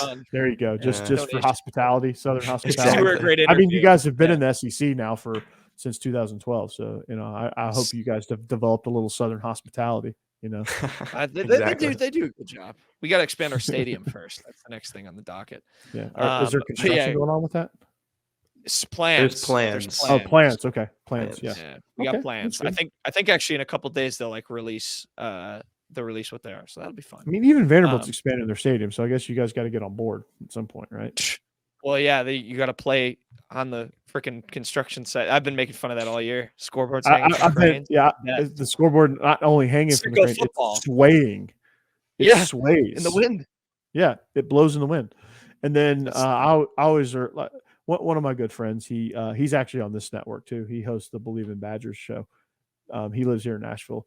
He's a Badger, and his name's Matt Perkins, and he has season tickets. His wife is a Vanderbilt grad, so they have season tickets.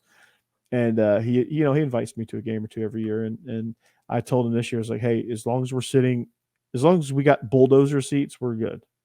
Like sitting on the bulldozer in one of the end zones, just like held up. Yeah. Just in the what they call it, the bucket. Yeah, the bucket. Yeah, the scooper. I don't know. Yeah, whatever do they call it?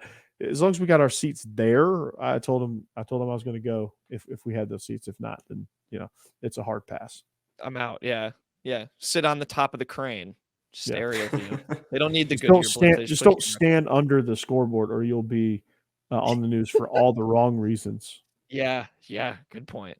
Yeah, that's such a wild because Georgia and Mizzou both had to suffer through a game there. But there you go. Such a dead place. I mean, like I'm sure I didn't watch that game where y'all played Vanderbilt, but I'm sure if it was anything like our game against Vanderbilt, y'all probably you probably slept walk through it. Is what I'm pretty guessing. Much. Yeah, pretty much. And then like all of a sudden it's like, okay, we have to win this game. Let's just get out of here. And then you just go and like do what you got to do to win the game and put it away.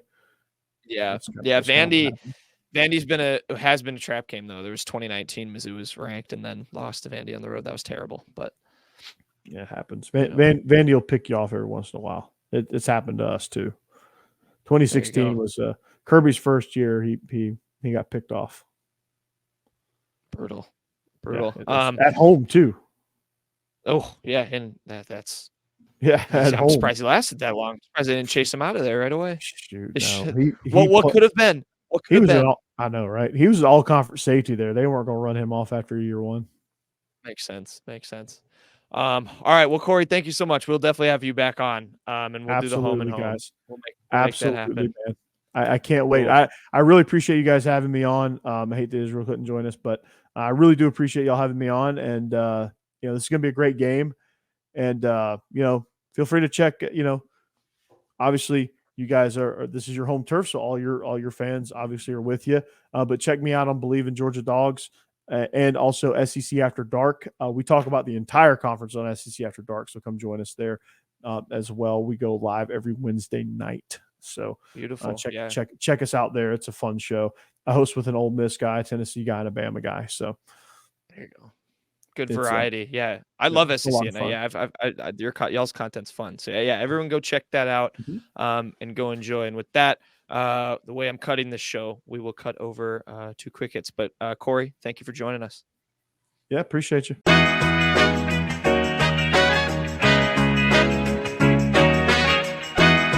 Okay, quick hits time. Like we refreshed, I know on Monday's show, we have a little bit of a refined quick hits segment. We're just divvying it up, so we're doing some more, some of the quick hits on Monday, and then a couple others on Friday. So like today, we've got jerseys, Guess That College, the Fantastic Four picks, and then Shawnee's Mainbirds and the best thing we learned.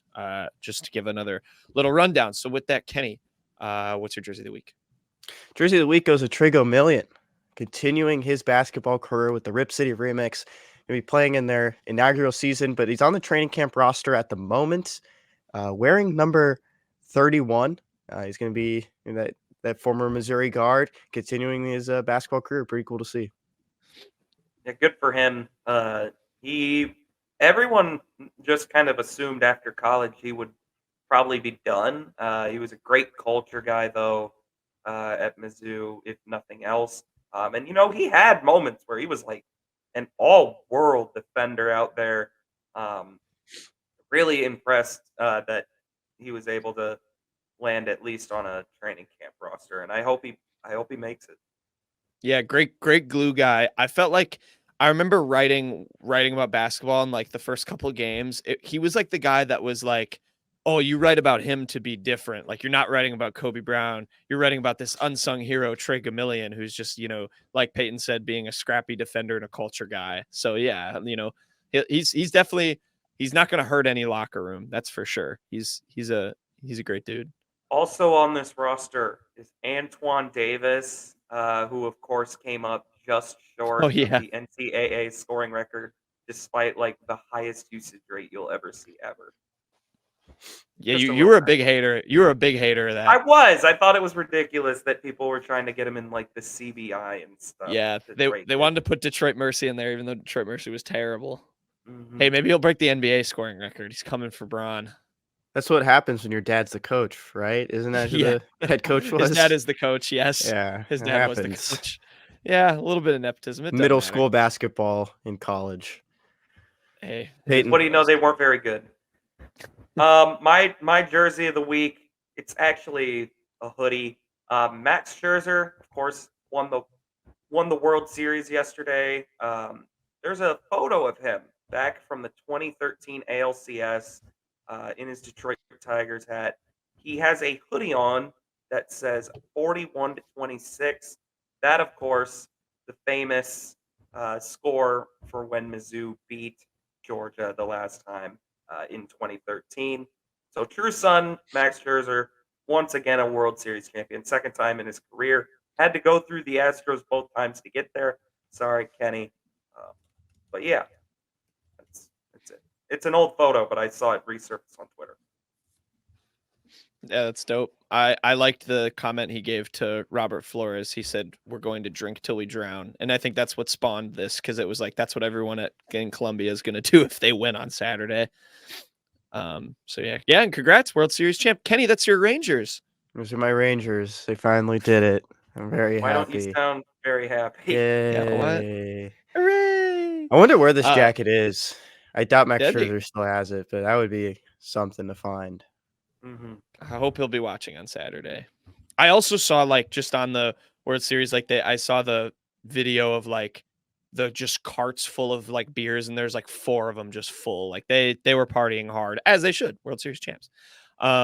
Anyway, my jersey of the week goes to none other than James Harden, who was finally traded. He won, got out of Philadelphia. He's an LA Clipper now, mostly doing this because Kobe Brown was not involved in this trade. Thankfully, I did not want to see Kobe Brown end up in Philly. I wanted him to stay with the team that drafted him, the organization that drafted him. And so, yeah, thankfully he wasn't traded, which a lot of us stayed up. So this was this news broke at like 1 a.m. Central Time. And then Woj decided to wait about an hour. I think he probably had to wait himself to get the details. So it was, staying up an hour. Everyone was in bed, just lying awake, trying to see what James Harden was traded for. But he didn't even need the fat suit this year. He just, he got his way out of Philly. Funny player, man.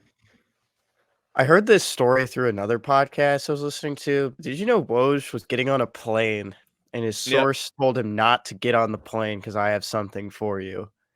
And so he took the next plane the following morning, and that's why he was the first one on it. Yeah, Shams is in the mud. Yeah, and Shams didn't get on it first. He was late to the party, so Woj is leading that battle. But congrats to Kobe for not getting traded. He's still on this Clippers roster. Needle doesn't move for me. Harden is, like Peyton said, he's a funny player. I'm not convinced. Anyway, just sat on the bench in Philly for like 5 games. What was the point of this all? Then went back to Houston and didn't tell anyone why. That's your guy, player. I think it was like all of the players that were involved in the trade either played for the Rockets or were drafted by the Rockets. So that was a pretty big deal. Wow. For me. Oh yeah, because there's like PJ Tucker was in there too. That was another good part of that deal. They got PJ Tucker. Nick Batum was in there. And then Furkan Korkmaz wanted to be in the deal, but the Sixers and Clippers both said no, which marks the 3rd time that he's tried to leave the Sixers and they've just said, no, we're not trading you. Which I don't know how that's happened with a guy of his role, but that's ridiculous. Anyway, Kenny? All right. Guess that college this week. We're going to start in the NBA. I won last time. Jack did win. First time ever. He is now 1-27. That's not an First- official record. First player up is Houston Rockets small forward Jayshawn Tate. Oh, shoot, we were just talking about him I should know like this. the other day. Oh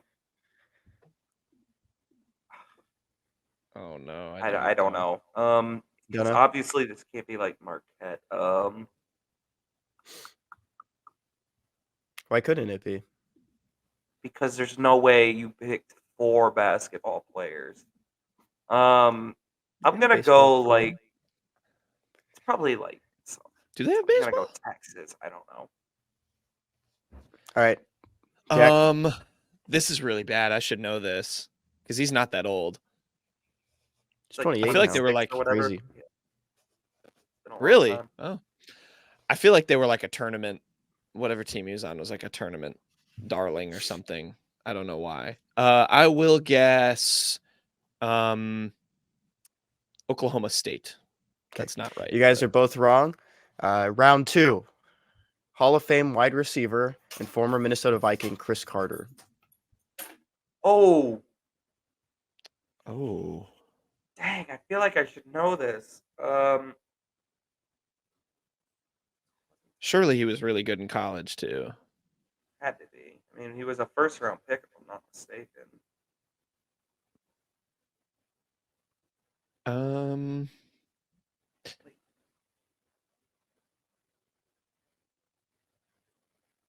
Tennessee. Great podcasting. He was a 4th rounder. Really? Wow. Okay. He was Oh, an I I'm thinking, will- of Keyshawn, I'm thinking of Keyshawn Johnson. All right, make your picks. Yes, Guys, take I this guess great, Tennessee. great podcasting. I Tennessee, guess no. Tennessee. Yeah. Jack? Georgia Southern. No. It's not right. Okay. Third on the docket, third player, third round is Minnesota Timberwolves point guard Mike Conley Jr. Oh Jesus! I don't Oh know where man. either. Dang, this is 2 NBA players. This is right up my alley. I should. I'm disappointed. Mike. I feel like Conley I've Jr. heard where Mike Conley went to college, like a lot. Oh God, I don't. I'm like picturing. I've guessed 2 football schools. SMU. Okay. Peyton? That's wrong. I gotta go like a basketball blue blood here or something. Virginia. Okay, you guys are both wrong. We're going into round 4, and I think this is where Peyton is going to get it. I don't know about you, Jack. I thought those other 2 would really help No, you. I should have known. This is disappointing. Round 4, Hall of Famer Orlando Pace. Oh, ding. Ohio State. There you go. It was Ohio State. That one. Yeah, that's right. I didn't know Mike Conley went there. I knew I Jason did not Tate know went that there, either. yeah. I would have never picked. Was Jason Jason Tate there with D'Lo? I don't I'm think They're about so. the same age, aren't they? I'll find it. I'll But- find out. If you're not. I did not know Chris Um, Carter went there at all. I didn't know that either. Didn't I know didn't that. know. I didn't know Mike Conley went there. That's bad on me. That's 2 NBA players. Brutal. I can picture Mike Conley going to Ohio State, but whatever. I finally got one. It only took an NFL Hall of Famer. Okay. They did. Uh, They went there together. Fantastic Jason 4 Tate and NFL D'Lo. picks for week 9. Here are the records. Peyton is in first place at 29-3. Jack and myself are Damn. tied for second at 14, 15, and 3. Starting Wait, this Peyton's week, 29 and yeah, 3. no, I'm not Yeah. 29-3. There's no way. 20-9-3. Yeah. Oh, okay. No, that still seems that he is. Oh my god, yeah, he's taking Yes. over. Peyton is running away with this, as he does every year. If you're a fan of this show before it was on a podcast. Okay, first game on the docket for this week is Dolphins at Chiefs in Germany. The Chiefs are favored by 2.5. Jack and Peyton are both rolling with the Dolphins. I'm the only one taking the Chiefs. Why are you guys taking the fish? This is incredibly difficult. Not a fish. These are the 2 top teams in the AFC by record. Would not shock me either way. I think this is going to be a very close game, though. I think the Chiefs receiver core. This is the first time I've really felt like, ooh, man, I don't know if I can pick the Chiefs to win the AFC. Like, because I've always just been I don't care who's on the team. Patrick Mahomes is that quarterback. They'll win games. This team is really next level bad around him. Outside of Travis Kelce, who is starting to look his age a bit, there's nothing for him to really work with. So I'm a little skeptical on the Chiefs. There's still the Mahomes element that makes you skeptical of anything, and they're still 6-2. But I think they'll win. I think the Dolphins will keep it very close. I agree with Peyton. I literally am just going off. I could see this game going either way. I'm going off of outside of football things. I know Patrick Mahomes has been sick. What's the worst thing you can do when you're sick? It's travel internationally. So I don't think he's going to respond well to the overseas trip. Also just proud member of Tuanon. Got to rock with my guy, Lefty. I don't know. This could go either way, but I'm gonna rock with the Dolphins. And I think this is a prove it game. If they win, they're kind of legit for me. And if they don't, it's they've only really beaten bad teams this year. So, this is a big one for them. I think they'll be ready for it, but we'll see. Okay. Second game on the docket: Giants versus Raiders, the Stinker Bowl. Raiders Darren are Waller favored Bowl. by 2 points. Jack and Peyton both rolling with the Raiders, and I am the odd one out again, as I am the one taking the Giants. Why are you guys going with the team that doesn't have a head coach? Well, for one, the Giants got worse at QB this week. Daniel Jones will be starting instead of Tyrod. So that's not good for them. Also, there is a very real element to the interim coach thing. You always win at least one game. And you know what? They got better at quarterback. I think Aiden O'Connell is still a bad quarterback, but Jimmy G was quite frankly the worst I've ever seen this year. So they got rid of Josh McDaniels, who was horrible. They got a guy in there. I feel really bad. Oh, Alonzo Pierce. I almost forgot his name, but he won the press conference. That's a very important thing. And I'm rocking with the Raiders this week. I'm the only thing I have is exactly what Peyton said. I always pick the team to win the week after they fire their coach. I think it just kickstarts something at least for a week. Yes, the Raiders are really bad, but they fired their coach. I got to rock with them. I have to pick them. I lied. His name's not Alonzo Pierce. It's Antonio Pierce. Antonio Pierce. Sorry. The Raiders also firing Josh McDaniels makes you better. Because Josh McDaniels is one of the worst coaches of all time. Bad. They fired the GM too, right? Yes. And the Giants also signed Matt Barkley to the practice squad and officially signed one of the greatest quarterbacks in Syracuse history. You guys want to guess his name? Tommy DeVito. Tommy DeVito. Going to stay in the NFL for a little bit. Great to see. They don't have any trust in him, but that's okay. 0 passes last week. He was very bad.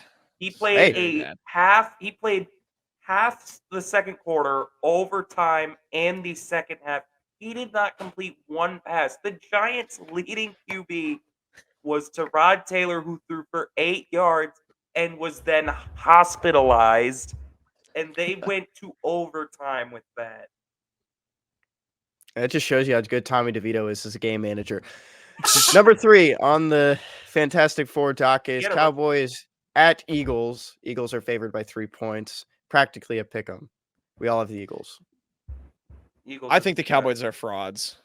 I'm not buying them. I think they're frauds. The Eagles are just better, so Eagles will win. I think they're going to crash and burn badly in the playoffs. I could see the Cowboys. Yeah, I think something bad's going to happen to them. All right, last game on the docket, Bills versus Bengals. This is the Sunday night game. The Bengals are favored by 2.5 points. Jack and myself are taking the Bengals. Peyton is taking the Bills. This is kind of an odd game considering what happened last year with DeMar Hamlin's incident, but it's a home game in Cincinnati on prime time. It's literally like the exact same game. Yeah. This year, hopefully they'll get to finish. Everyone stays healthy. But Peyton, why are you taking the Bills? I think the Bills are the better team. I think the Bengals are starting to catch fire a little bit. They got Jamar. The offense was rolling pretty well last week. the Bills looked good last week too. And yes, they were a Chris Godwin looking for the football away from losing that game. I'm riding with the Bills until the wagon is quite frankly crashed and burned. I think Peyton, if I may, I feel like we're picking the opposite teams for like the same reason, where it's like I feel like the Bills, they feel like that team that either just needs to find their stride. Like they've been just like eking out wins. And I think that this is where they get exposed by our hot Bengals team, whereas maybe you think they're gonna, find the stride in this game and win. It would also be very anti-script for the Bengals to win this game. There's That's that a good point. Hollywood element to it. That's a good point. Bengals are playing more inspired. Joe Burrow looks healthy. I know they're playing against a banged-up Brock Purdy last week, but 31-17 against the 49ers, who looked invincible through the first 5 weeks, is pretty good. And I'm not going to, discredit the Bills. I just think once they get that first big-time win, then I'll probably be back on the Bills train. Yeah. I just think at this time, it's just a safer move to take the Bengals, especially at home. But yeah, that's the end of our Fantastic Four for this week. Let me tell I don't you think the this Bills- one last thing. You don't get to 29-3 by playing safe, gentlemen. There you go. I don't actually. Yes, you do. That's Yes, you do. That's all literally you do. Yeah, that's all you do. Not true. I take risks. Yeah, wrong. I think the Bills. Yeah, I don't know. Maybe they're frauds. No, they're not frauds. I can't say that. All right, next, Mr. East. What's the next? I like no capping. He's the main bird. Shawnee's Main Bird of the Week, Kenny. My Shawnee's Main Bird of the Week goes to former Missouri big man Jeremiah Tilmon, continuing his professional career on the training camp roster for the Greensboro Swarm. And you might have heard that team before because last week we talked about Isaiah Mosley, who was drafted by the Greensboro Swarm. Great to see both those true sons together. They never played with each other at the University of Missouri, but now they are teammates in the G-League. Some other big names, Leaky Black, RJ Hunter. I mean, there's some pretty well-known players on this Greensboro Swarm team. Yeah, this is a super fun team for like old college basketball. Yeah, RJ Hunter, one of the most iconic shots of all time. What are they doing? Yeah. Take it to the basket, guys. Take it to the basket. Ron Hunter is falling off his stool. All timer. Yeah, congrats, Tilly. Way to see. I know he was like bouncing around with the Magic for a little bit, but cool to see him. He's in the Canadian League briefly, but yeah, happy for him. That's one thing I wanted to check on real quick before we move on is that he played in Japan in this past year. Oh, as well as Peyton has mentioned, Ontario. And he was the Raptors 905. I don't know what country this is. Romania. I do remember the Romanian trip, and then also the Lakeland Magic, as you mentioned, Jack. Mm-hmm. It's really close to Golston in Hungary. I put that graphic in a TikTok. That's just the one of him that, just standing there. Yeah. All right. Main bird of the week, Peyton. Yeah, my main bird. Heinicke! Taylor Heinicke back in the saddle. The Birds have finally done it. They benched Desmond Ridder. Taylor Heinicke will get the start this week. The Falcons really do feel like a team that with a quarterback, they would probably be running away with that division right now, and instead they're kind of in a dogfight for it. I think this is a QB upgrade. They did say, I did see a Falcons reporter said, this isn't like them giving up on Ridder. They're kind of just giving him a week to maybe, see the game. Like when a player gets an off day in baseball, basically, in the middle of a slump. That's what they're doing here, apparently. But Heinicke's going to take that job and never give it back. Skipping a spot in the rotation is how I looked at it. Pitcher just wasn't on his A game last time out, and maybe Desmond Ridder will never be back on his A game. I don't think he's very good at all. Did you see the picture of Heinicke for Halloween, Peyton? Oh, Lord. What was it? Him and his fiance, significant other, girlfriend, were in a joint costume, deer in the headlights. And you can picture look it up, what the headlights were, and he was the deer. Oh, that sounds quite intuitive, huh? But I liked it. What is it? Old Dominion? James Madison? Where did he go? It's a good I think it was Old education there. Dominion. I think it was Old Old Dominion. Dominion. Yeah. Old Dominion. The Same future school as home, Justin Verlander. former future home of Giannis Antetokounmpo. Fun fact: they were the Yep. only college that ever offered him. All right, yeah. Taylor Heinicke in the saddle. My best thing I learned this week, I'm giving it to Rasul Douglas, the Bills injury report, I guess. Rasul Douglas got traded to the Buffalo Bills, and then they tweeted their Wednesday injury report. This comes from Buffalo Bills PR on X. They tweeted the weekly injury report. Listed under quarterback Josh Allen, who did not play due to a right shoulder injury. They listed cornerback Rasul Douglas, DNP, injury, just got here. Which I just thought was kind of funny and the thing team should adopt going forward. Teammate of Mitch Morse, Mizzou made. That's my Mizzou connection, but Very nice guy. yeah. All right, Peyton, best thing you learned. Best thing I learned this week, Dennis just keeps on rolling. The class of 2025 is now also getting some attention from this Mizzou staff. Gabe DeArmond, Power Mizzou on Twitter, tweeted, can confirm top 20 2025 prospect Jasper Johnson, who goes to Link Academy down in Branson. That could be a gold mine for Mizzou, really. He will take an official visit to Mizzou this weekend. Like 3 years ago, it's always the funniest thing to talk about. 3 years ago, this would have been like earth-shattering news for the program. Now it's just Wednesday. I mean, it's every other day we're getting news like this from Dennis Cates. So, The only Go ahead, Jack. The only thing I had to add is just that Jasper Johnson has one of my favorite Twitter handles I've seen. His handle is @Jasper J. He's a two-sport athlete. It looks like in his bio. He's got a of him playing football. What were you going to say? That's it. It segues into what my best thing I learned this week with Aaron Rowe, who played at Father Tolton, transferred to Link Academy, and now is transferring back to Father Tolton. According to Drew King, our good friend over at Power Mizzou, he reported this on the 30th. This is a class of 2025 point guard Aaron Rowe, and we had some buddies who covered Aaron Rowe for KOMU, for other outlets in Missouri when we were at the University of Missouri. Good friend of ours, Chase Madison, he's been on the show before.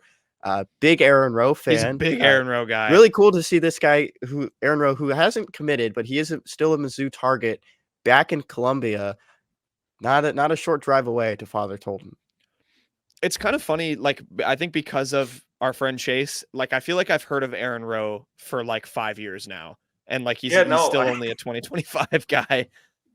I remember Chase telling us, like, this freshman at Father Tolton is absolutely insane. And I was like, oh, I wonder if we'll ever hear about him again. And here he is. It's news that he's moving back to Father Tolton from Link. If he commits to Mizzou, we'll get a cameo from Chase expressing his excitement. We'll have to bring, if he commits, we'll have to bring Chase on to give us a scouting report. Yeah. Just like one question. It's a 5-minute interview, and Chase just gets to break down Aaron Rowe for us. One question with Chase Madison. One question with Chase Everyone Madison. gets to ask him one thing about Aaron Rowe. Aaron Rowe. When did you know? Names. Yeah. When did you know that he would be a Missouri Tiger? My best thing I learned this week, this isn't that Mizzou related. I didn't have too many other Mizzou quick hits, but I just wanted to talk about this because we, are kind of a college football show, given that we talk so much Mizzou college football, at least. I brought it up, I think, last week with Michigan and their whole cheating thing. But my best thing I learned just goes to this whole Connor Stalions situation and the now stuff about him being on the sidelines wearing Central Michigan gear when they were playing Michigan State, all of the conspiracy theories. I'm not like super like caught up in terms of how like real these photos are. I know there's like debates going on, and if he's, I know there's an investigation. I know CMU's investigating. I know there's stuff going around on like that he went bald and now he's not bald. There's stuff about that, but it's just all of whatever's true and not true. This is just such a crazy, funny story to me. And shout out Connor Stalions for being the face of just this wild saga. Jim Harbaugh is so leaving. It is future Bears Michigan coach. Is done. Yeah, I mean, Michigan is going to have this is scandal after scandal. If Jim Harbaugh had 1 foot out the door before, which it already felt like he kind of did. I mean, he's already outside by this point. I mean, it's just totally unraveled. I mean, this Connor Stalions thing, I didn't think when I heard the thing about him writing the Michigan manifesto, Manifesto. I was like, okay, this can't get any weirder. And now he's impersonating Central Michigan staffers, allegedly. It's unbelievable.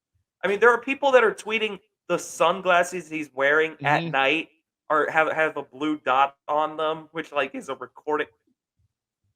Funniest team ever, man. Funny stuff. My That's what I was gonna add because Josh Pate, who works for 247, posted the commercial that these sunglasses come from. The exact same ones. They're $200, and they're kind of clunky because they have a recording system in camera, them. yeah. It's awesome. I mean, $300. Excuse me. Unbelievable. And my favorite part of all of it is that there were people wearing him as their Halloween costume, and I thought Oh, that that's was funny. awesome. A lot of Connor Stallions out there. Yeah. My other favorite part was like when the CMU photos came out, their AD said, quote, "We became aware of these photos late yesterday and we're in the process of determining the facts surrounding them," and said like, "We're investigating who this person was." If this was just a CMU staffer, wouldn't you just come out and say, "Hey, that's this guy"? Like you wouldn't say, "Oh yeah, we have to I think you would have investigate known that." pretty quickly if You that was probably your would have own known pretty staffer. fast. Yeah, so it's just so crazy. It's just so crazy. I didn't know people were being him for Halloween. That's a good idea. That's a funny costume. Did you guys see the person who dressed up as the Immaculate Grid? No, that's No, what? awesome. Yeah, I'll I send you did guys the not. photo. I'll send you guys the photo after. It's pretty. It's hard to describe, but I'll send the photo to y'all. Yeah, shout out Connor Stalions. Good thing he didn't do that for Mizzou. That would be terrible. Oh, and then the other thing I remembered one more thing. The Big Ten, they had a meeting, like the coaches had a meeting, and they want to pressure the NCAA or the Big Ten to do something to Michigan. I think that was the latest thing that happened like yesterday or today. Was Jim Harbaugh invited? I don't know. I don't know. It's from Pete Thamel. I You can kind look of it up. doubt they'd invite him. Yeah, probably and not. then be like, "Hey, we would like to destroy your program." Yeah. Well, he's going to be the Bears coach, so he doesn't care. He probably doesn't. He doesn't care. He's going to leave. But yeah. All right. Good quick hits, y'all. We're going to close the show. We'll segue. Speaking of more college football, we're going to preview the rest of the SEC, look at the other slate of games in addition to what Mizzou's doing on Saturday. So, yeah, we'll cut to that, preview the rest of the SEC. Okay, we're going to finish the show off. Kenny's got to calm his dogs down before we I don't know if that got on the recording. It started right when you said that. And Did you hear her? Rescue dogs, just so Yeah, Kenny's everybody dogs are being 2 of them failed, so they never left. And I don't know if you could hear it, but the noise was her drinking like she was never going to get water again, because that's how these dogs approach water. Not food though, water. water. I see. I think Jet. Oh, I hear the Jesse, clinking you of the probably bowl. know. That was her walking out the dock door in the garage. Oh, okay. She's Okay. gone. She's gone. Good Connor ambient Beck. noise. One of these days we'll get them to do an episode instead of Kenny. Anyway, we're gonna finish the show off with we're gonna talk. I almost said the SEC tier list. We're gonna look around the grounds for the other SEC games going on. In addition to Mizzou-Georgia, and quite frankly, with the exception of Alabama LSU, none of these games are all that good. But we'll start with an 11 a.m. kick that maybe could get weird. I don't know. It is Texas A&M going to Oxford, Mississippi, and taking on the Ole Miss Rebels. I will get the line, but what are your thoughts on that game, gentlemen? This is actually a decent game, I think, because A&M, I mean, they've underwhelmed this year, but they are a solid enough team, and they are probably underperforming a bit. We've talked to death about Max Johnson on this show. It'll probably come down to whether he is able to deliver a good performance or not. I really like this Ole Miss team, though. I see very few stumbles coming for them down the stretch. This could be probably one of their more difficult games because, I mean, they're not going to lose to Mississippi State. They beat LSU. They lost to Bama. I mean, the worst is behind them. They do have Georgia coming up. That will probably be a loss. But overall, I think they'll get through this game, I think they're looking at a double-digit win season. Yeah. Are we talking about the A&M game? Yeah. Yeah, What do you mean double-digit win season? I'm talking about Ole Miss. Ole Miss. Ole Miss. Oh, okay. Yeah, I mean, on my side for A&M is that if they're gonna finally get that that win against a ranked team, this is Statement. the one they could do it. This is the Yeah. statement win. Yeah. They lost to Alabama 20-6. They lost to Tennessee 13-20. Those are both one-score games. This is an opportunity to go on the road, go into Oxford, and finally trying to close one out here. Ole Miss, I'm not going to sell them short. They're a good team. The Rebels beat LSU at home. It was a shootout, but when you look at the rest of Texas A&M schedule, if they can beat Ole Miss, if the Aggies can beat Mississippi, they'll beat Mississippi State. They can beat ACU. That's a pretty good season there. And if they get this Ole Miss win, I think you look at the end of the year, how that ranking kind of shakes out, and you look at how their season went, and you're like, oh, well, they beat Ole Miss with a backup quarterback. And I think this could be a big win, just not for now, but for the end of the season as well. Ole Miss is favored by 3 at home, according to Bet Online as of right now. Pick 'em. Yeah. You what? It's a pick 'em. Essentially, It is a pick pick 'em. 'em. Yeah, essentially. So yeah, they believe in Texas A&M. A team I do not believe in. I'll get the spread on this game. We're going to Knoxville, Tennessee. Fighting Jim Moras are coming to town. UConn at 1-7. The line is Tennessee minus 36 at home. Yeah, let's just not even Should really be waste. higher. Yeah, let's not waste much time on this one.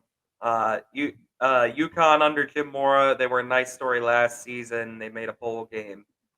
Not going to make one this year. Jim Mora is doing all he can, but this will be an easy one for Tennessee.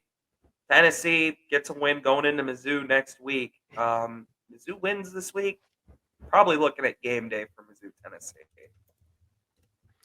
The one thing I'll add is that UConn's lone win this year is against the Rice Owls. There you go. Hoot, hoot. JT Daniels. I'm going to predict UConn will cover and I disagree. the under will hit. UConn's going to cover. No, they're not. The Tennessee might hit this over a 55 by itself. Tennessee does not have to throw the ball once, and they probably shouldn't. Yeah. You're not wrong. Next, we got the Hogs, Arkansas at 2-6. Boo-hoo. Going down to Gainesville to face the Florida Gators. It is the Gators favored by 5.5 at home in the Swamp, over under 50.5. This will be our first look at the new look Arkansas offense. They took the bye week, Caninos. fired. Yeah, Caninos. Dan Enos no longer there. Florida may need this one. They have a gauntlet end of the season. They got Florida State and Mizzou both on the ledger. So they may need this one to just secure, make sure they have bowl eligibility. Florida, this is an interesting one. It's in Gainesville. I feel like Arkansas is going to fight tooth and nail to try and keep their season alive. I just don't see it. I think Florida is going to win, and I think Arkansas will be dead. I want to go back to that UConn game real quick. I looked up who the backup UConn quarterback is. His name is Joseph Fagnano, and he was the starting quarterback for the Maine Black Bears. And I wanted you to know that, Jack, because you're a big Former Maine future home fan. of Cooper Flagg. I do love my Black Bears. But talking about this Arkansas-Florida game, Florida has very up and down season, beating Tennessee at home. That's the big up. Then you kind of swing back down, and kind of just the way it goes this year for the Gators. I think they can still edge one out against Arkansas at home, but I do like the mentality that you guys sometimes have with you lose a coach, lose a coordinator, maybe play a little bit better. That's maybe a good the point. Razorbacks, our offense will feel a little bit stronger this week. Caninos. Yeah, I might give it to the Hogs. I can't bet against that reason, but who knows? All right, next. This is a weird game. We're going over to South Carolina. The 2-6 Gamecocks favored by 16.5 against the 7-2 Jacksonville State, also Gamecocks. It is a Gamecock battle out in South Carolina. Does Jacksonville State win this game? Do they cover? Do we have some Florida State vibes from when the Gamecocks beat them when Florida State was miserable? As putrid as South Carolina is, they probably will win this game. Fun fact about Jacksonville State, their coach right now is Richard Rodriguez. Oh yeah. Yeah, pretty funny name to see surface there. Wow. Yeah, it's been horrible. So bad for South Carolina this year that Shane Beamer just ran out of reasons to blame his team for losing so bad to A&M last week in the battle for the bottom. That he just started saying positive things because that's what you want when you're 2-6. Positives. If this South Carolina team looked a little bit better at this point in the season, this is a great non-con game. Jacksonville State coming in at 7-2, second in Conference USA. Those losses against teams like Coastal Carolina and Liberty who've built better programs in the last 5 years. This would have been a great win to see on that resume for out of conference, but now it's just meaningless. It Yeah. is still a CUSA team as well. I mean, they're favored by what, 17 here? 16 and a half. 16 and a half. I'm taking Jacksonville State. I do think they could cover. Give me the they're Gamecocks better than to at least what cover. expect. I might take them outright. I don't know. I don't know about Yeah, that. that'll be fun. I think that'll be a frisky game. I don't know. Next to the construction site we go. Nashville, Tennessee, Vanderbilt against the Tigers of Auburn. It is Auburn. It is Vanderbilt plus 12.5 at home. They are 12.5 point dogs at home in the construction site. This is my must not watch of the week. I don't care about either of these teams. Don't care about Peyton Thorne. Don't care about Ken Seals / AJ Swan. I don't even know who's starting for Vanderbilt. Kenny and I were talking about this one. This could be one where I could see Vanderbilt potentially slipping away. Like, this could be a sneaky win for them. I don't think it'll happen. I think Auburn will win. It's more likely they cover than not, but I mean, maybe keep an eye on this one for an upset. Vanderbilt plans to play two quarterbacks against Auburn. They're going to utilize they a like what they two-quarterback see from system. Ken Seals. Interesting. It's Ken Seals and Walter Taylor. Oh, so Swan is still hurt. Wow. AJ Swan has that elbow injury and he's still recovering. He was He's in missed the last question 4 for the games. Mizzou game. This is Did unbelievable. Walter Taylor get in that game against Mizzou? I don't recall. Okay, maybe not.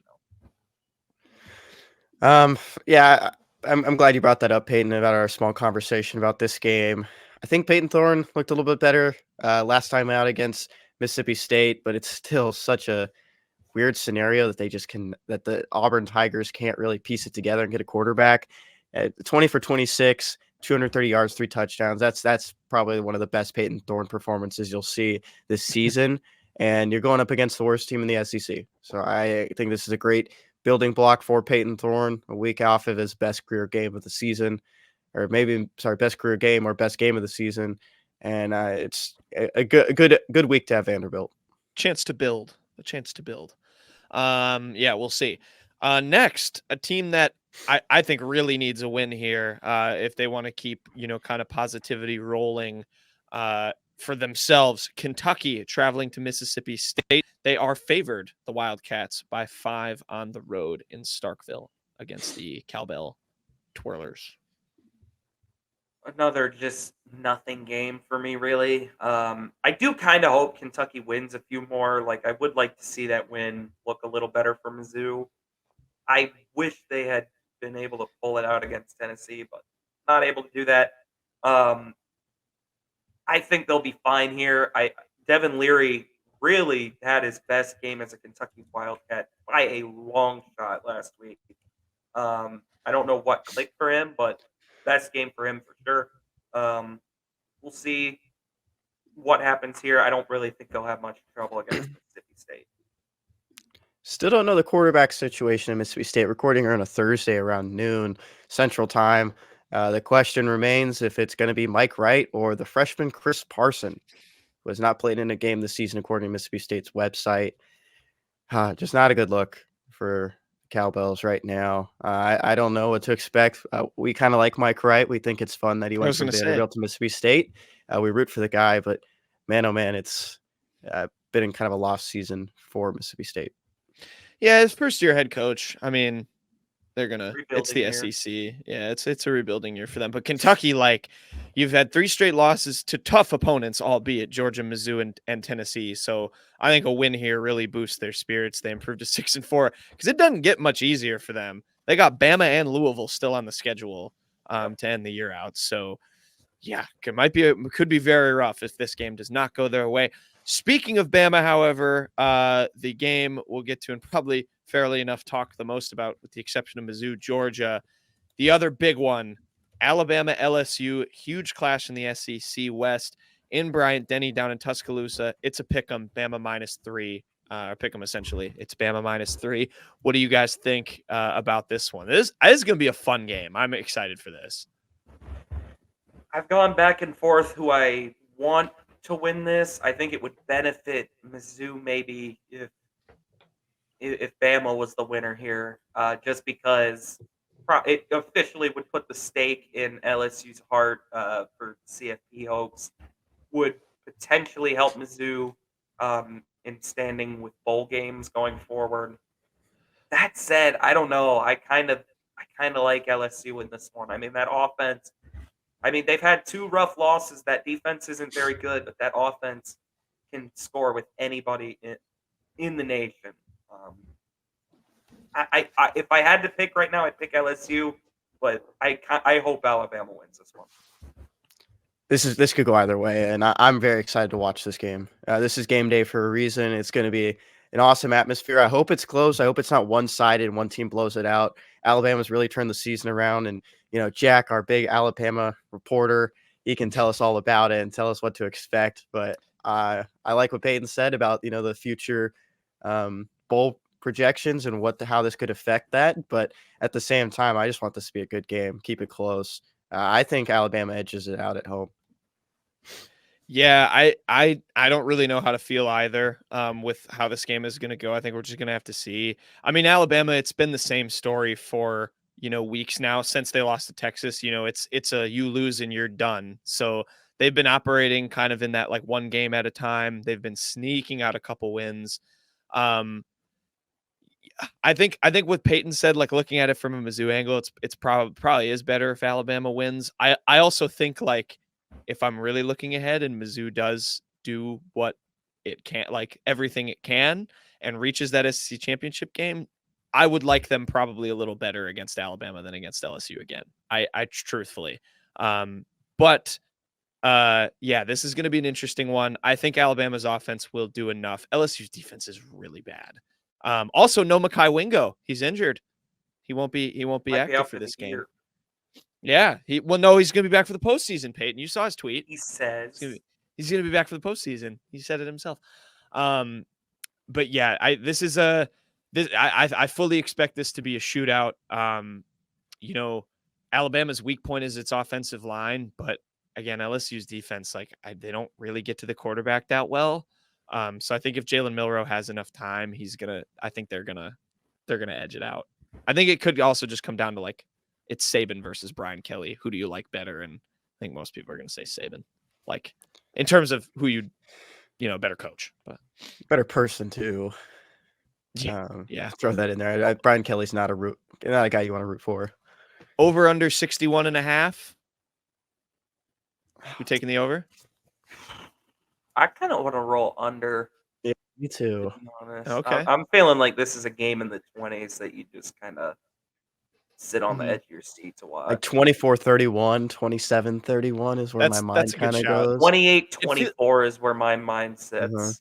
I like that. It feels like a game that I feel like is getting so built up, and just we had that with Oregon, Washington elsewhere in college football, and it really lived up. And I feel like it's doing that again, but it's not going to live up. It might be kind of a chess match more or whatever. I don't know. It could be a weird game. But yeah, we'll see. Battle in Death Valley, essentially for, like Peyton said, LSU's hopes to still make the SEC championship. Otherwise, it kind of becomes a 2-horse race with Alabama and Ole Miss, which Alabama beat Ole Miss earlier. So you got that head to head. But yeah, SEC slate. We'll have our eyes on Mizzou-Georgia. and we'll finish off the show there. We'll be back. We'll come on and record after the Mizzou-Georgia game. So while you're watching Alabama LSU, put it on mute and listen to our recap, and then put the rest of the game on. That's what I would do. But yeah, we'll come on Saturday, have the recording of that game, our reactions to. I'm excited. Like we talked about it. You'll hear with the Bleav in Georgia guys. It's going to be a really exciting game. It's a huge one. Really one of the biggest Mizzou's had in the last 10 years, as we've kind of said a couple times. So we'll be back for that recap. But I hope everyone enjoys that game. If you're traveling down to Athens, get there safe and enjoy watching. It should be fun. Number 2 Dogs, number 12 Tigers. We'll see how it goes. For us, this has been the Unwritten Rule presented by Bet Online. Have a good weekend, everyone.